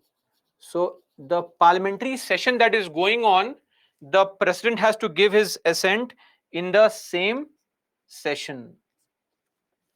No veto power for the president. Okay, so this is there. This is the Judges Inquiry Act, which provides for the removal of the judges. You can see so many checks at so many places. It is impossible to remove a judge. I mean, just to give you some examples, current Supreme Court Judge J.B. Pardiwala. So J.B. Pardiwala was actually, when he was a Gujarat High Court judge, he had there's a CBI case going on, a case filed by CBI on corruption matter, and in that particular case, he randomly started making statements that no, the country is collapsing because of two problems: uh, corruption and reservation. Now, reservation is a policy which is provided for in the constitution. As a high court judge, you have to uphold the constitution. Don't make such statements. Immediately 58 MPs of Rajya Sabha gave notice to the presiding officer that, sir, what is he saying? Then the presiding officer called him, sir, what have you said? And JB Padiwala apologized and the notice was taken back. Or in the case of this Nagarjun Reddy, he was a judge in Andhra Pradesh High Court. So against him, allegation was there that he used to make caste-based remarks on other people of the lower castes in his court only. So complaint was given to the speaker, to the presiding officer. Inquiry committee was formed, but inquiry committee did not find the allegation to be true, and hence the case was dismissed. Or the case of S.K. Gangle. Against S.K. Gangle, an MP, Madhya Pradesh High Court judge, there was a sexual harassment complaint. That means a sexual harassment complaint was there by district judge against him. Complaint given in the Rajya Sabha, notice was given, accepted, inquiry committee formed. In the inquiry committee, they could not find the allegation to be true, and hence it was dismissed. But very interesting, or rather the first ever case that happened for removal was of V. Ramaswamy. So V. Ramaswamy, there was an allegation. Now V. Ramaswamy was a Supreme Court judge. There was an allegation that when he was the Chief Justice of Punjab and Haryana High Court, I think in 1987 to 1989, that period, he had spent too much of money on his official residence. To beautify the residence, he had spent government money. Misappropriation of funds. The notice was given in the Lok Sabha. Inquiry committee was formed. The allegation was found to be true, that yes, he had been involved in misappropriating government funds. Voting started in the Lok Sabha. In the Lok Sabha, when the voting started, Congress walked out, saying, what is this nonsense voting and all? Country has bigger problem to discuss, and they walked out. And hence, the required number could not be obtained, and he could not be removed. And later on, Prashant Bhushan wrote an article saying that Congress had walked out not because of some other reason, but because V. Ramaswamy a few years back had helped Rajiv Gandhi in a particular case. He had given a judgment in favor of Rajiv Gandhi, and the Congress was only returning the favor.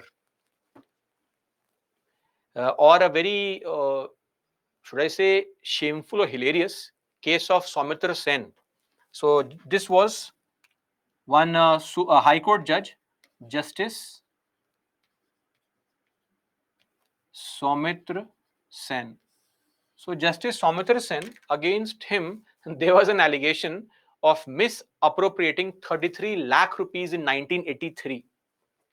This matter came to light only in 2004, that he had misappropriated government funds. He had kept the funds in his own account, which was given to him to keep in court's account. So he was earning interest on the money, right? So that was there. Anyway, when this matter came to light, immediately MPs of Rajya Sabha gave a notice, motion was started, inquiry committee was formed, report found that yes, he was involved in corruption. Voting took place in Rajya Sabha. It was passed by Rajya Sabha. Now it was sent to Lok Sabha for voting. In between only, Soumitra Sen resigned. And he said that, if the Rajya Sabha believes that I am involved in corruption, I don't think I have the moral right to, be in the post. Such high ethical people, right? Same thing happened for P.D. Dinakaran also. So one P.D. Dinakaran, he was the Sikkim High Court judge.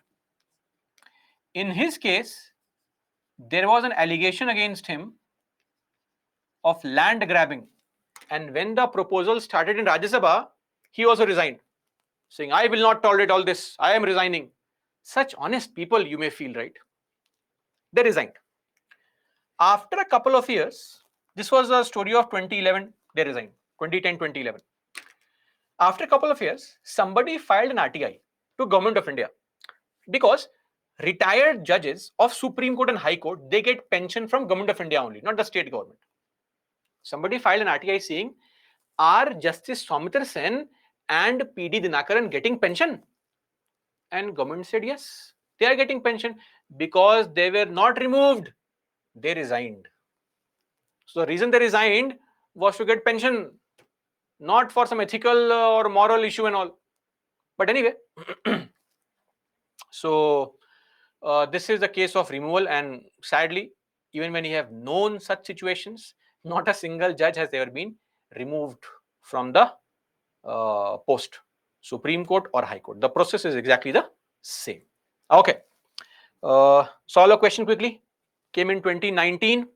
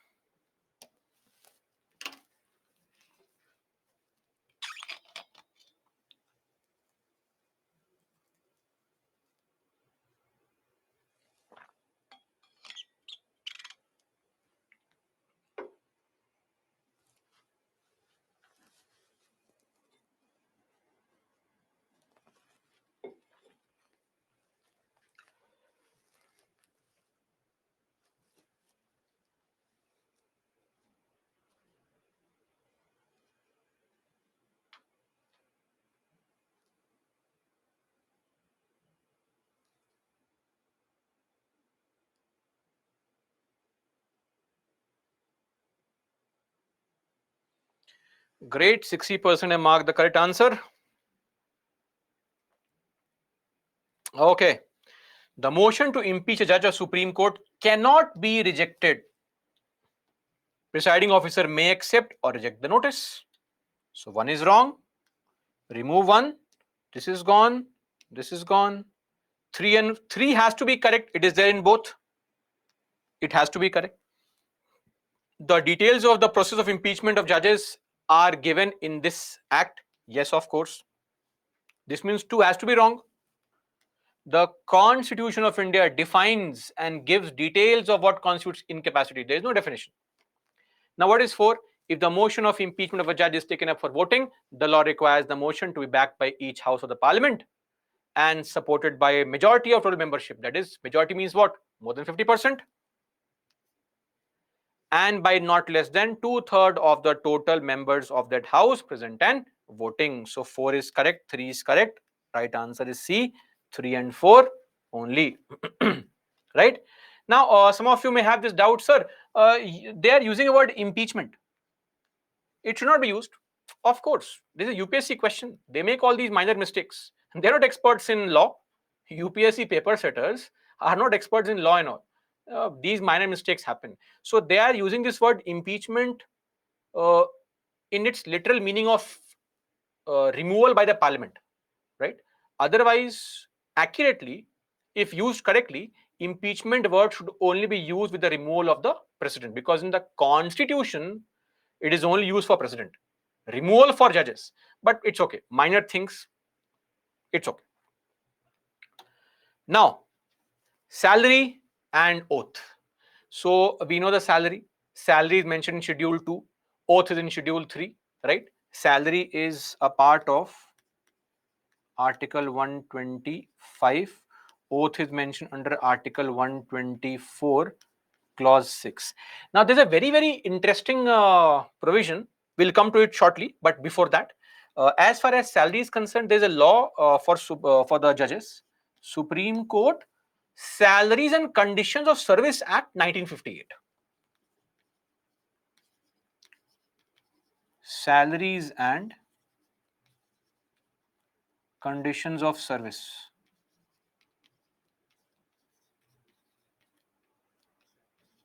1958. Herein, salary is mentioned.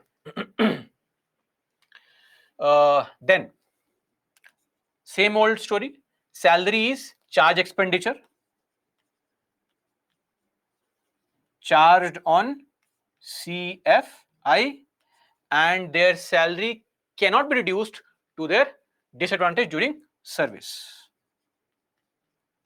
Can't be reduced to disadvantage. Just like we have for the president, for the vice president, etc. Now comes an interesting provision. So we had discussed here this qualification. So I said not a single jurist has ever become Supreme Court judge, because Supreme Court said jurist. Who is a jurist? Jurist is somebody who is an expert in the field of law, some law college professor maybe. Supreme Court says no experience of working in court, only theoretical knowledge. Sorry, but lawyers, advocates are working in the courts and they have vast experience. But on most cases, you will find that less than 20 judges of Supreme Court so far have been advocates. Less than 20. You can count them on fingers. Why? Are advocates not worthy? They are. Sometimes advocates have way more knowledge than the sitting Supreme Court judge. But there's a problem. The problem is Article 124, Clause 7. This is Article 124, Clause 7. It says that no person who has held office as judge of Supreme Court, if you have held office as judge of Supreme Court, you cannot plead or act in any court or before any authority within territory of India. Meaning what?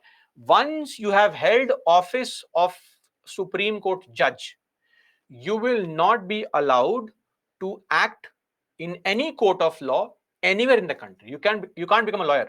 Meaning, after retirement, a retired Supreme Court judge cannot act as a lawyer anywhere. Now think of this.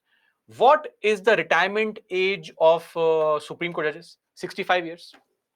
To give you a simple example here, famous lawyers, he's not amongst us, so Ram Malani. He used to fight cases till his 90s. K.K. Venugopal, till his 90s, he was still there. Lot of lawyers keep on fighting cases till 75, 80, 85 years old. And lawyers are very rich, filthy rich people. Lawyers take money even for consultation, like doctors. And just to give an advice whether you want to hire them or not, they'll take some money. Not 5,000 rupees, 1 lakh rupees per hour, 2 lakh rupees per hour, that kind of rate. So a lot of lawyers are earning 25, 30 lakh rupees per day per case. Whether the hearing is delayed or not, I don't care. If the hearing is there, I go to court, I'll take the money from the client. That's the amount of money rich lawyers are earning. And if you become a judge of Supreme Court, post 65, your entire legal career is gone. Now you can, what can you do?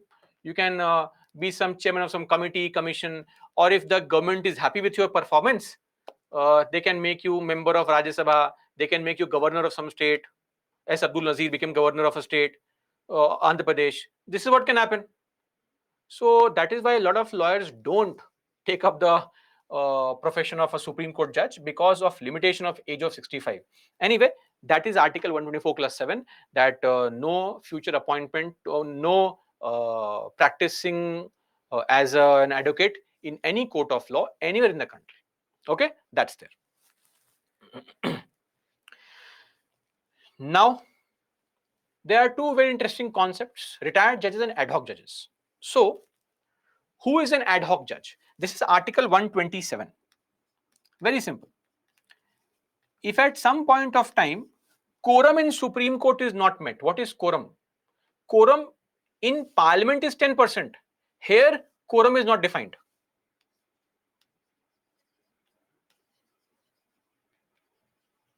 Okay? Don't use 10% here. So that is there. Now, if quorum in Supreme Court is not met, meaning at some point of time there are very few judges in Supreme Courts, a lot of people are ill, maybe they have retired, etc. Appointments have not been made so far, and a lot of cases are pending. At that point of time, Chief Justice of India can order High Court judges to attend the Supreme Court. Some High Court judges can be called to attend the Supreme Court for a temporary period. Ad hoc, temporary. What's the condition? Prior permission of President is required. You have to consult the Chief Justice of that state High Court from where he is being called. And number 3, the judge you are appointing should be qualified to become a Supreme Court judge. Okay. And mind you, when you are calling such High Court judge, they cannot refuse.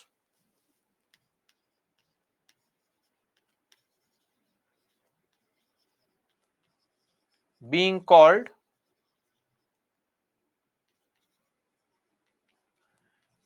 cannot refuse.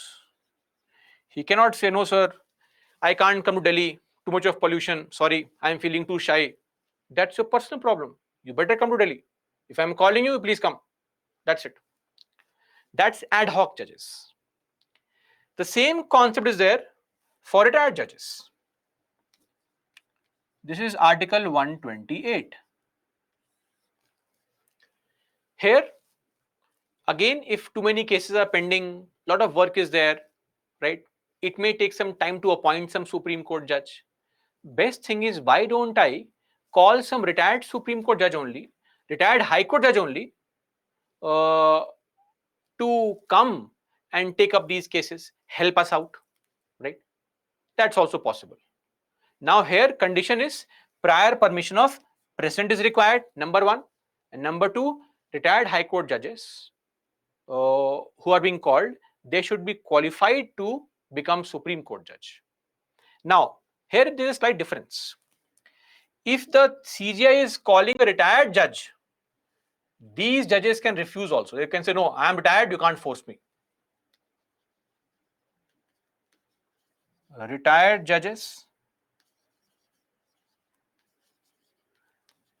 being called may refuse. So here they can refuse, but otherwise for ad hoc they can't. Are you clear? That's there. So this is Article 127 and 128. Now coming to Article 129, a very, very important article. Please remember this article. This is very important. Court of Records. Now, what is a court of records? Don't think that court of record means where some records are kept. No, no, no. Court of records means such courts have the authority to give judgments, and those verdicts, those judgments have evidentiary value. Their verdicts are facts. For example, when we quote Supreme Court judgments, don't we quote them as facts? That's the same concept. Such courts, when they give a judgment, that judgment becomes a new fact. Like currently, if you are asked, how are the Supreme Court judges appointed? You will say what? Collegium system, right? Even though under Article 124, a lot of things are mentioned, but what is your answer? Collegium system. Because Supreme Court has given a judgment which has become the new fact.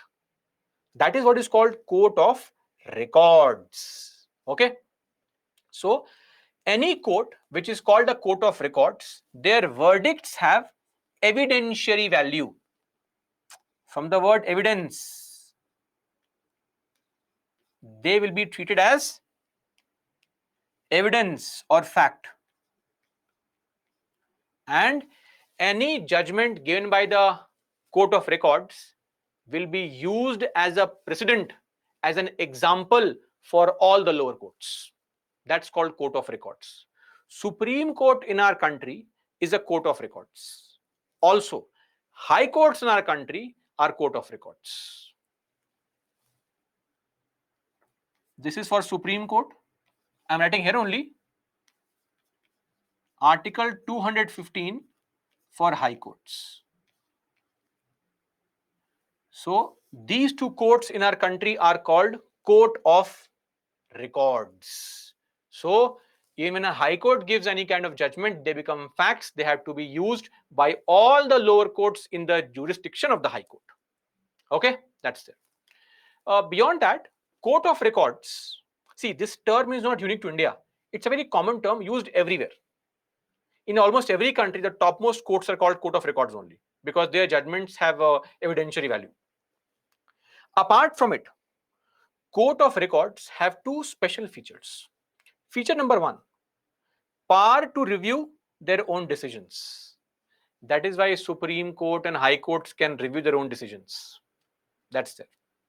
And this is something that Supreme Court itself has said, that any court of records has the power to review its own decision. In the Shivdev Singh case, Supreme Court said, if you are a court of record, you have power to review your own decisions. Number two, power to punish for contempt. What is contempt?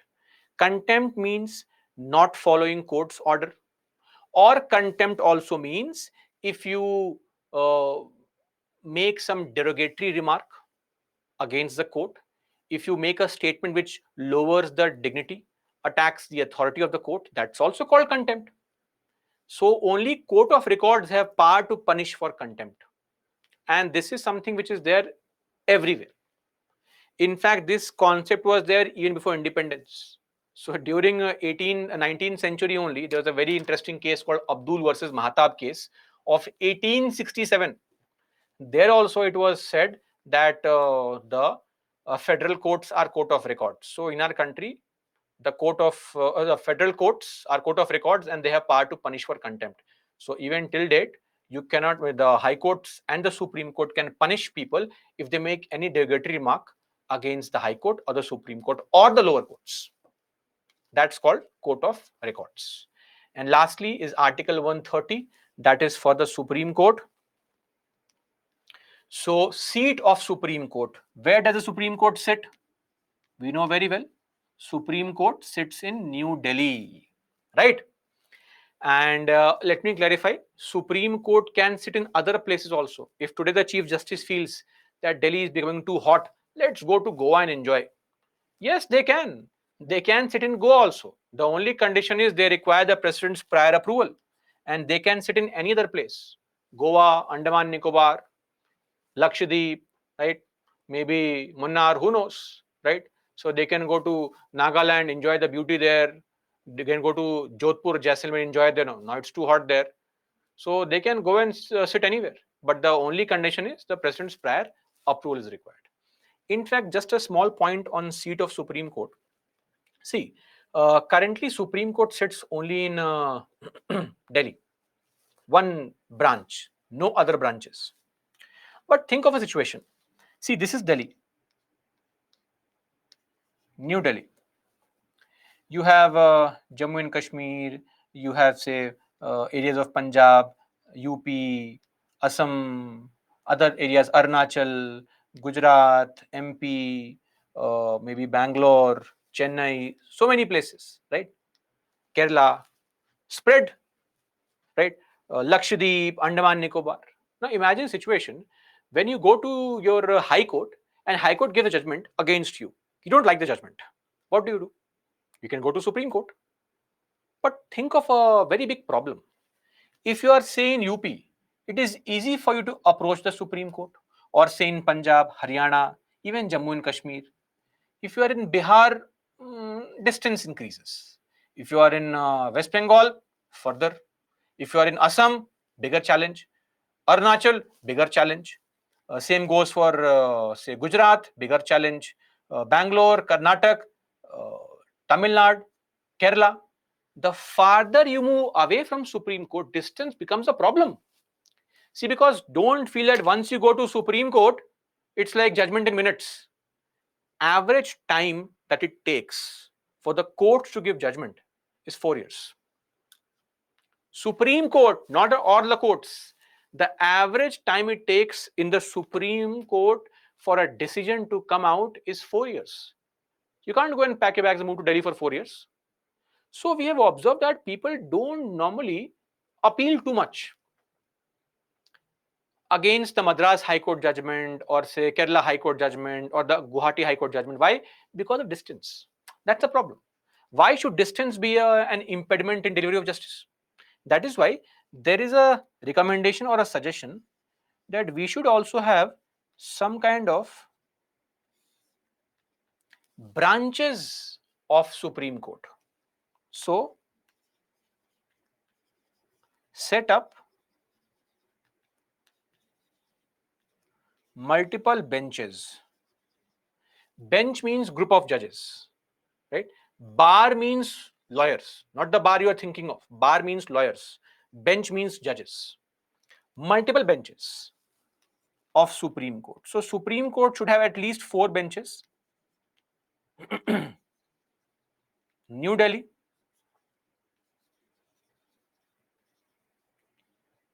Calcutta,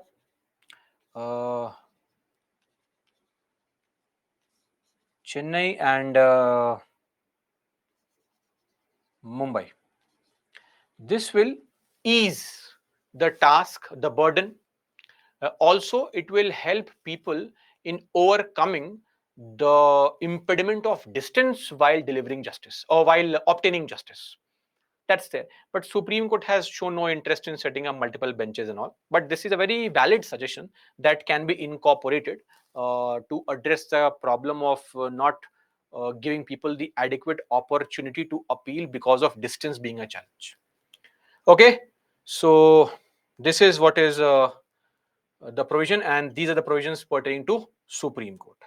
Now, coming to the jurisdiction. What is jurisdiction? The power of Supreme Court. So Supreme Court has multiple parts, one of which, and the very first one, is original jurisdiction. What is the meaning of original jurisdiction? This is mentioned under Article 131, and the very simple understanding of this power comes from this very simple fact. Original jurisdiction means direct and exclusive. It has to be direct, it has to be exclusive.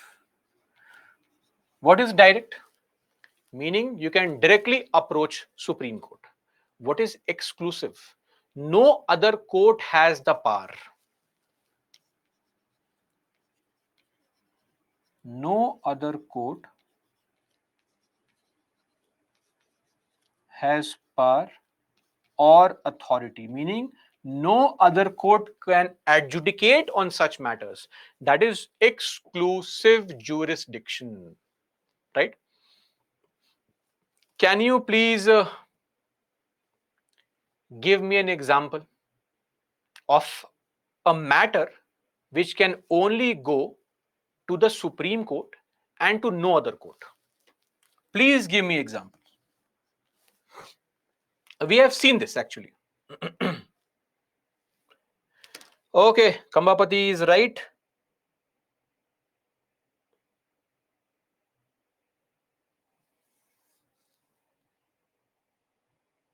Rani, correct. Amardeep, correct. Dhaval, correct. We should reform that, rephrase it. Amardeep, correct. Others also, but yes, now we are getting the right answer for a lot of people. One example is federal disputes. What do you mean by federal disputes? That's there. We have not seen that, but that's there. Meaning what? Center versus state. State versus state. This is called a federal dispute. The other example is Article 71. What is this? The election disputes pertaining to the president and vice president. Those things can only go in Supreme Court. Article 71. Right? So we have already seen this. If you remember a few years back when we were discussing the chapter president, then I had told this, and I hope you remember. This is what is called an original jurisdiction because it is not just direct, it is also exclusive. All those who have written fundamental rights, you have made a small mistake there. The mistake is that fundamental rights are direct, not exclusive, because even high courts have the power to adjudicate on the violation of fundamental rights. The word here is exclusive. What is exclusive? Exclusive refers to no other court being able to share that power. So, fundamental rights, that is not a matter which is in original jurisdiction. It is only these matters which are original jurisdiction. Okay. Now see, most matters come to Supreme Court via appeal only. Before that, let's solve a question quickly. This question came in 2012. Oh, poll. I'll give 30 seconds, not more, because it's an easy question.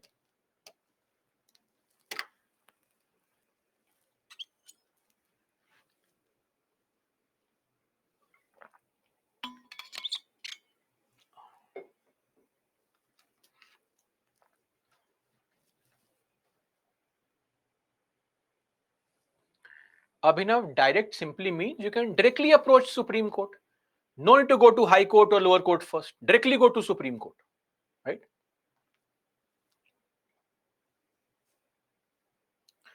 Great, 77% have marked the correct answer. Original jurisdiction, a dispute between Government of India and one or more states is correct. Dispute between two or more states is correct. C, 1 and 4. A dispute regarding election to either House of Parliament, MP, MLA.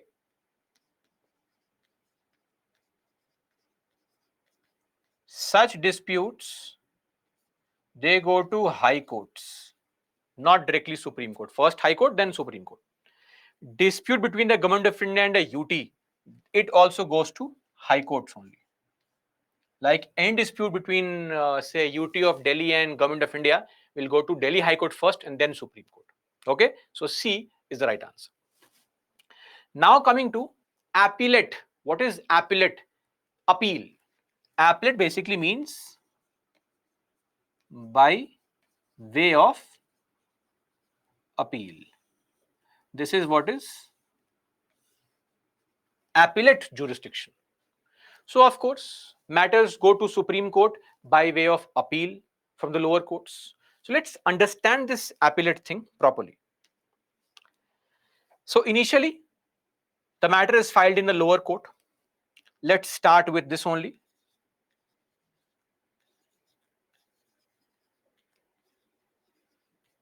The subordinate courts. In these courts, the case is filed. Then the matter goes to which court? High courts. That's the next stage.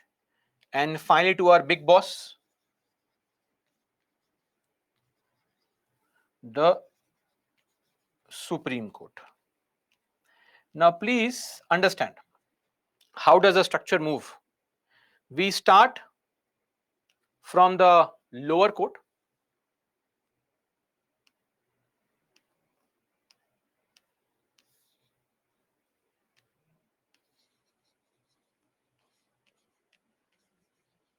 Case filed. You are not happy with the judgment. What do? You go to High Court.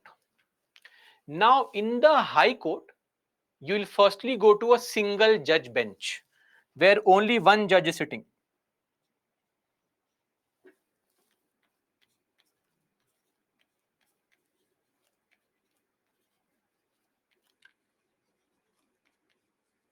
Single judge bench.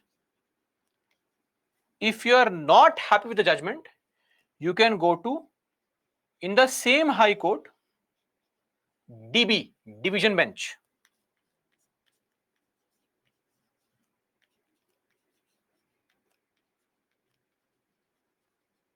Okay, that's there. Now, High courts, mind you, also have the power to interpret the constitution. Okay, so we have a concept of three judge bench that is there, but it is only meant for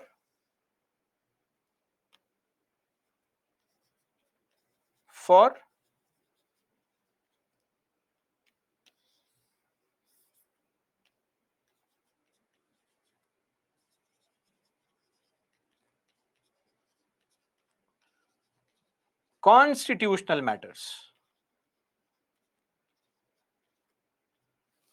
Three judges.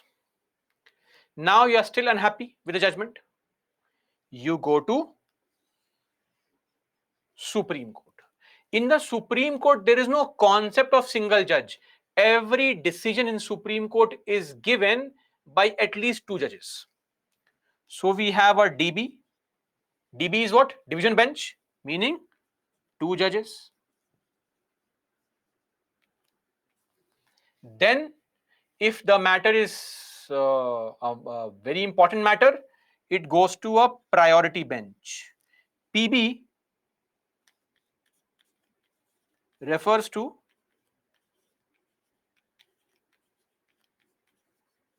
priority bench, where you have three judges. Or if two judges have a conflicting opinion, we send it to a three judges bench. Or there can also be a constitutional bench, CB, in the Supreme Court.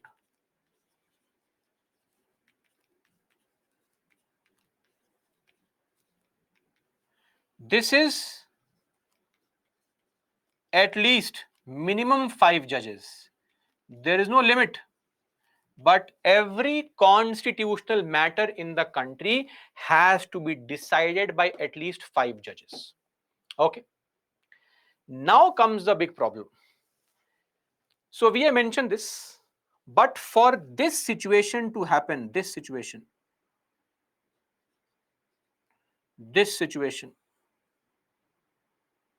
to happen, you can't directly go to Supreme Court randomly walking here and there. When you want to appeal against a High Court judgment in Supreme Court, certain conditions have to be met. Only then are you allowed to go to Supreme Court.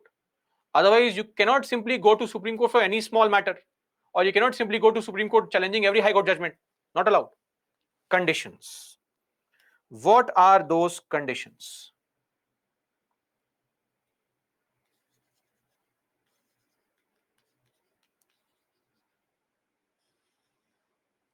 Aniket, please read the word at least here. At least means minimum 5, more than 5, 5 or more. Now, conditions. So, what are the conditions? Number 1, very simple. This is Article 134 capital A. This is when High Court gives you a certificate. Okay. High Court grants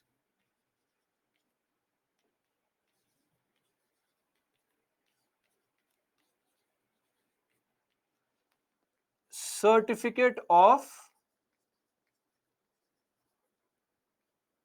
appeal. This is what is there when you want to appeal against a high court judgment in Supreme Court. You have to take the permission of High Court. So once High Court gives a judgment, you can say, sir, please give me permission to appeal in High Court. I hate your judgment. I want to go to Supreme Court. You can start crying there, roll on the floor, do all the drama you want. High Court may or may not give you the certificate. Okay. However, there are some other situations also, like Article 132. Now, what is this? If there is any constitutional matter, please tell me clearly. Which court is a final court of appeal? Supreme Court. So if there is any constitutional matter, whether High Court gives a certificate or not, I have every right to approach Supreme Court. Article 132.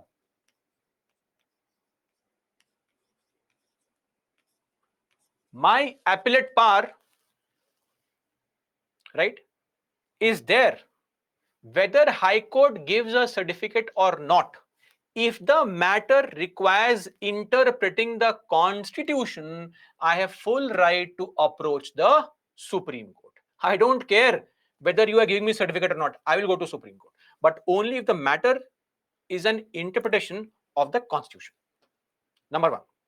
Number two, if there is any civil matter in the High Court and the matter involves a very substantial question of law of general importance, if a civil matter affects public at large, then even if High Court does not give me a certificate, I can still go to Supreme Court. That is Article 133. And lastly, Article 134. In case of a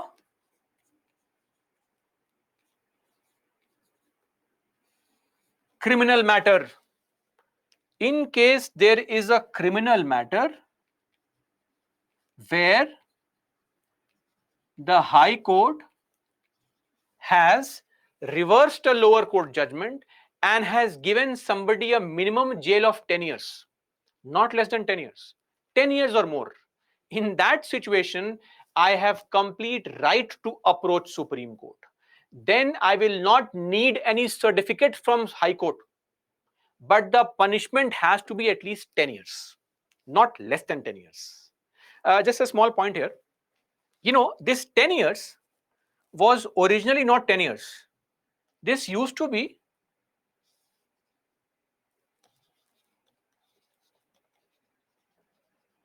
originally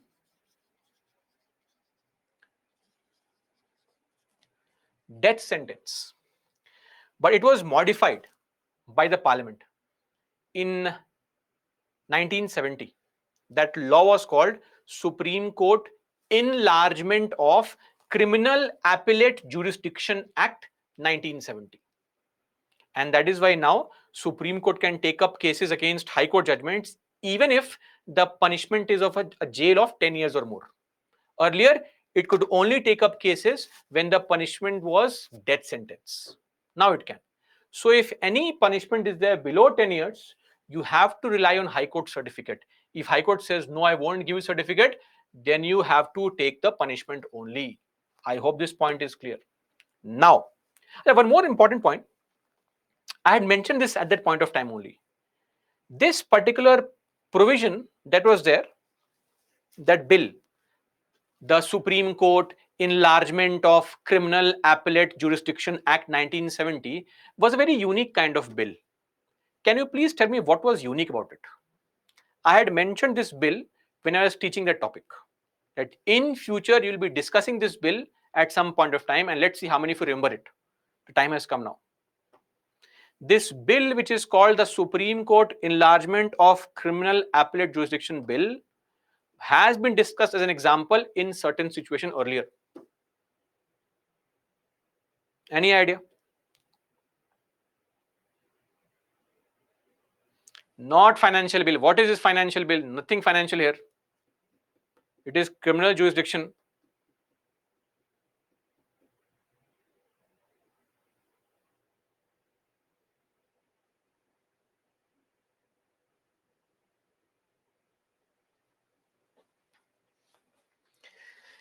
MP related, capital punishment, clemency case, pardon, president's power.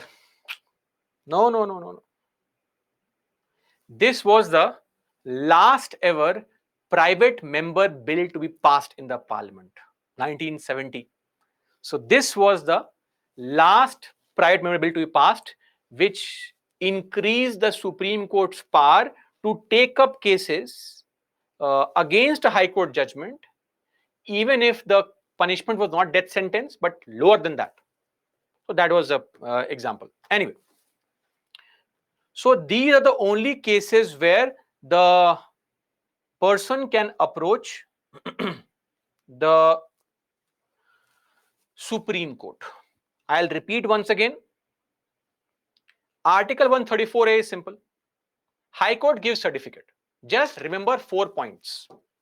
You can only approach Supreme Court against a High Court judgment if, number 1, High Court gives certificate. Number 2, the matter requires interpreting the Constitution. It's a constitutional matter. Article 132. Okay. Any constitutional matter, right? Say a murder case. A murder case is not a constitutional matter, right? It's a criminal matter. Number 3, if it's a civil matter which is of larger public importance. And number 4, if it's a criminal matter wherein High Court has reversed a lower court judgment and has given punishment of at least 10 years of jail. Only 4 conditions where you can approach the Supreme Court. That's it. I hope this is okay. Abhiraj, clear? Article 132 simply says if there is any constitutional matter, you have every right to go to Supreme Court. Why? Because Supreme Court is the final interpreter of the Indian Constitution. That's it. For example, the hijab case. The hijab case in Karnataka, it was the judgment came in the Karnataka High Court. The petitioners had complete right to go to Supreme Court because it required interpreting the fundamental right, the freedom of religion of people. So they went to Supreme Court without any certificate. That's there. This is what is called the appellate jurisdiction of the Supreme Court. Okay, taking decisions, taking matters via appeal against a High Court judgment.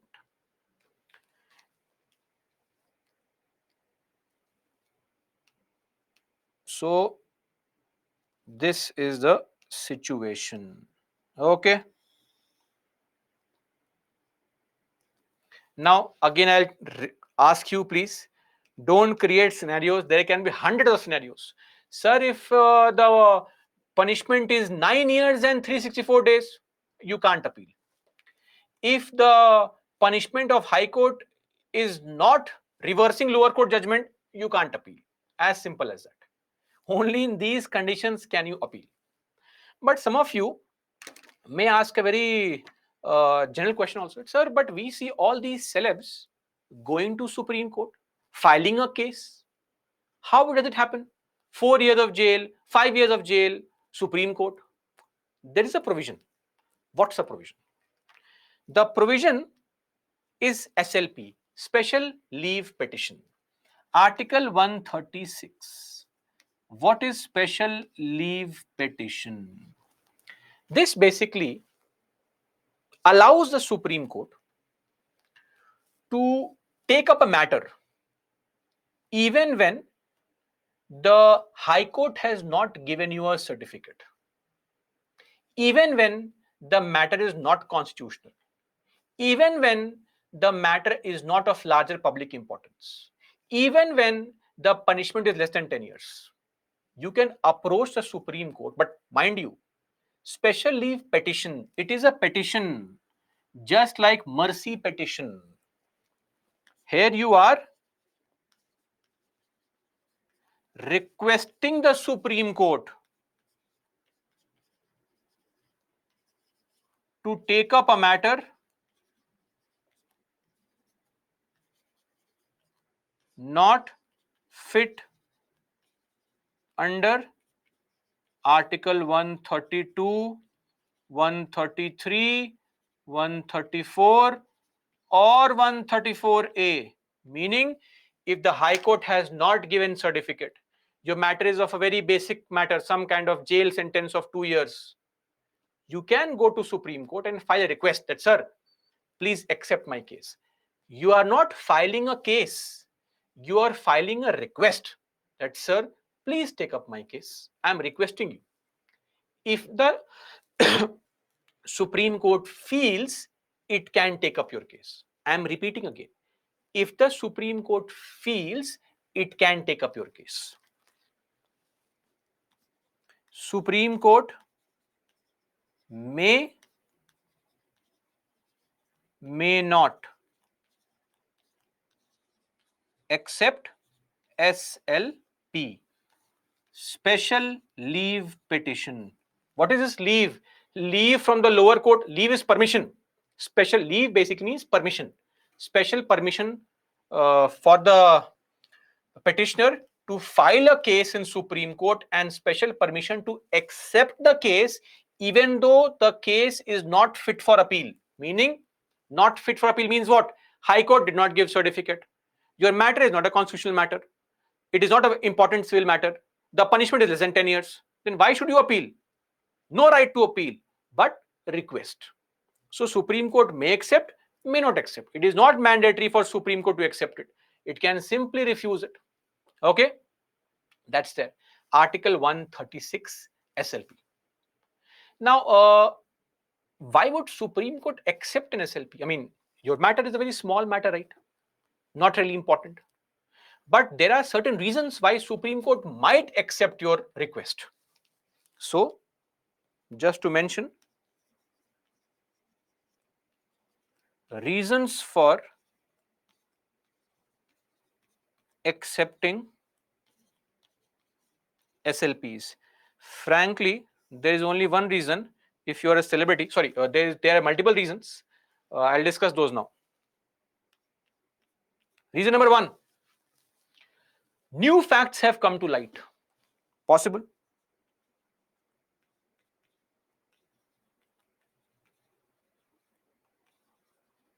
Have come to light, or Supreme Court feels that High Court has been very harsh towards you. Grave injustice has occurred. What we call as miscarriage of justice. So if grave injustice has occurred, then of course. Or, very important.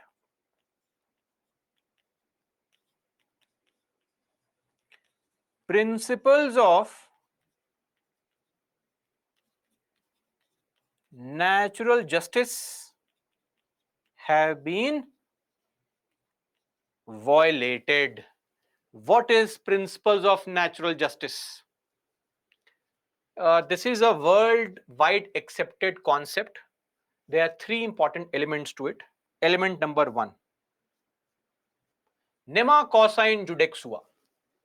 Nobody shall be a judge in their own case. Of course, you cannot be a judge in your own case. No one can be judge in one's own case. So basically what happens, if at any point of time any judge knows any of the party involved, let's say you're a judge and one petitioner was a school friend of yours, that's not fair. You know the person. Your judgment may not be fair. You may be fair, but the whole point here is justice should be done. It should be seen to have been done. Fairness gets impacted, right? There should be no biasness. Number two, audi alteram partem. Second important element. Hear both the sides. You cannot give a judgment without giving opportunity to both the parties to give their point of view. Like, when our parents come back home, our younger siblings always crying, taking advantage, and our parents come and start beating us without even hearing our stand, right? Next time they do it, you tell them, audi alteram partem, principle of natural justice. You have to hear my side. Don't say this, they'll beat you more, but this can be said. And third is give reasons for judgment.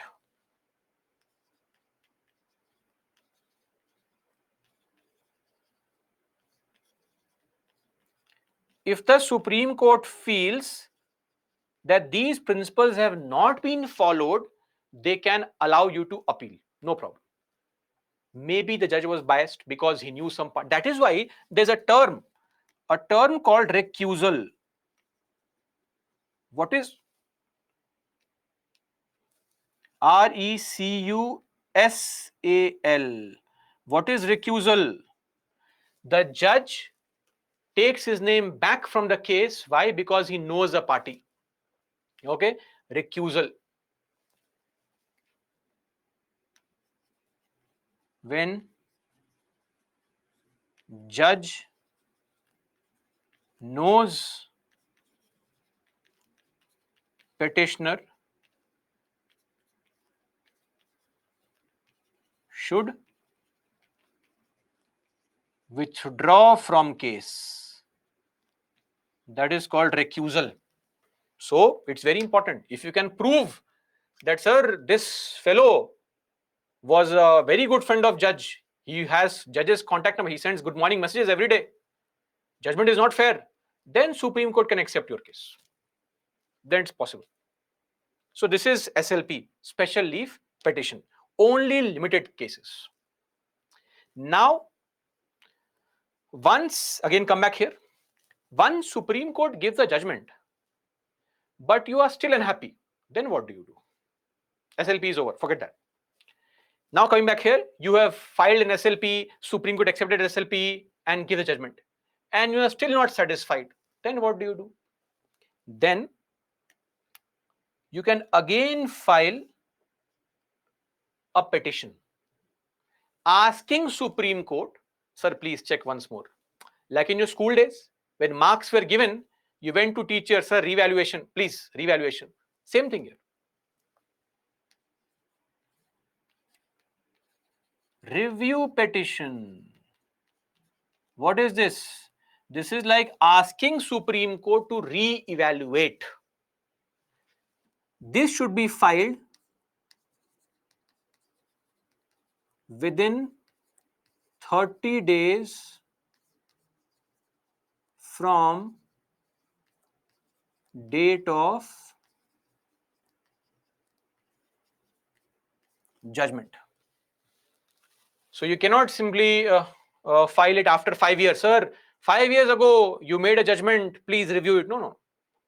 Like when you ask for revaluation also, there's a time frame, a window, within 10 days, 5 days, file for revaluation, same thing here, revaluation. This is called review petition. It is mentioned in the Constitution under Article 137, known as revisory jurisdiction. So Supreme Court has the power to review any judgment pronounced or made by it. Please read the statement. Review any judgment pronounced or ordered by it. Supreme Court can review its judgments, right? That's called review petition. Article 137. The only condition is file within 30 days. Now comes a big question. What if you are still unhappy? You are still not happy with the Supreme Court judgment. Then what do you do? Constitutionally, you can do nothing. Your case is over. Please take the punishment. But in 2002, Supreme Court said, are you still unhappy? One more chance. Come on. One more chance. So not in the Constitution, but Supreme Court has devised very unique kind of concept. This is a concept devised by Supreme Court on its own. Supreme Court says that, see, judiciary should go to any extent, any limit to meet the ends of justice. Our task is to give you justice. If you are unhappy and if you have reasons to prove that there is something wrong that has been done to you by the court also, we will allow you to appeal again. So, not in the Constitution, not there, but you can still appeal again in the Supreme Court. This is called curative petition.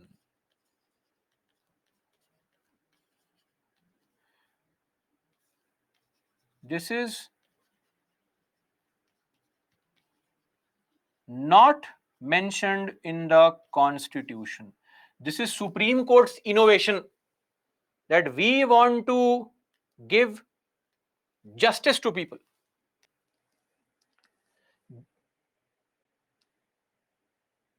Okay, so as I was saying, revisory jurisdiction, revision is over, not happy, what do? You file what we will call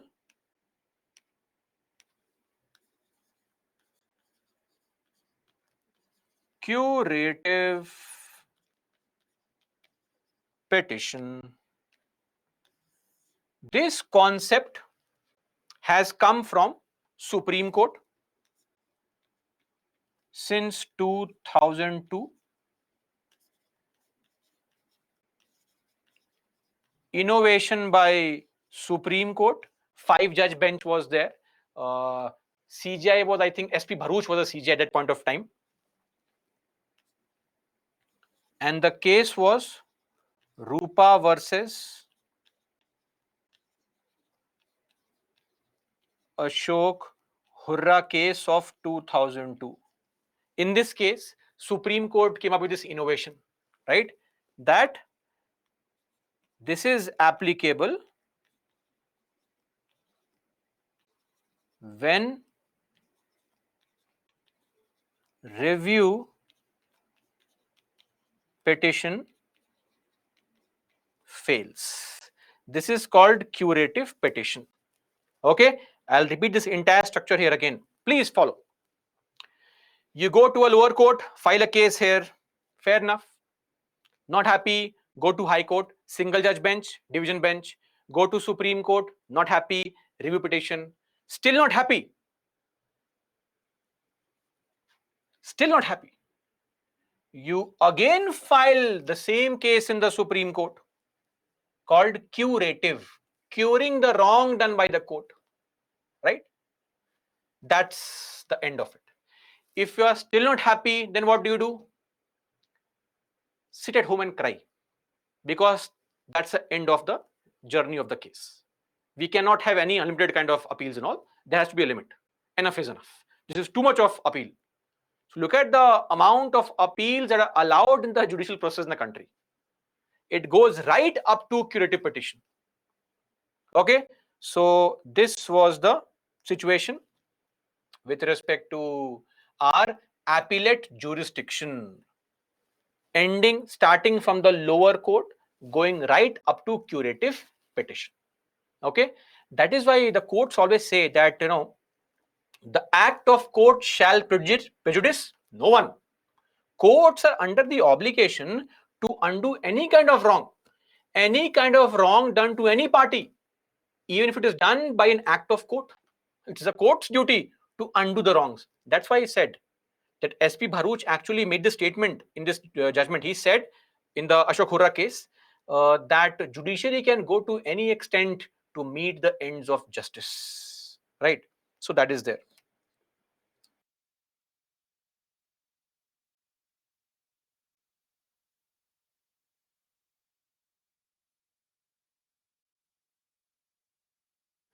I hope the point is clear, guys. And that is with respect to our appellate jurisdiction. Now, please draw this diagram, because once the break is over, you will not have this slide. Draw this. It will also help you in revising it properly. And once the break is over, we'll come back again and discuss few more provisions for the Supreme Court, and then the High Courts and subordinate courts, and then we'll start discussing NALSA and other elements. Break, please. We'll be back at 3:40.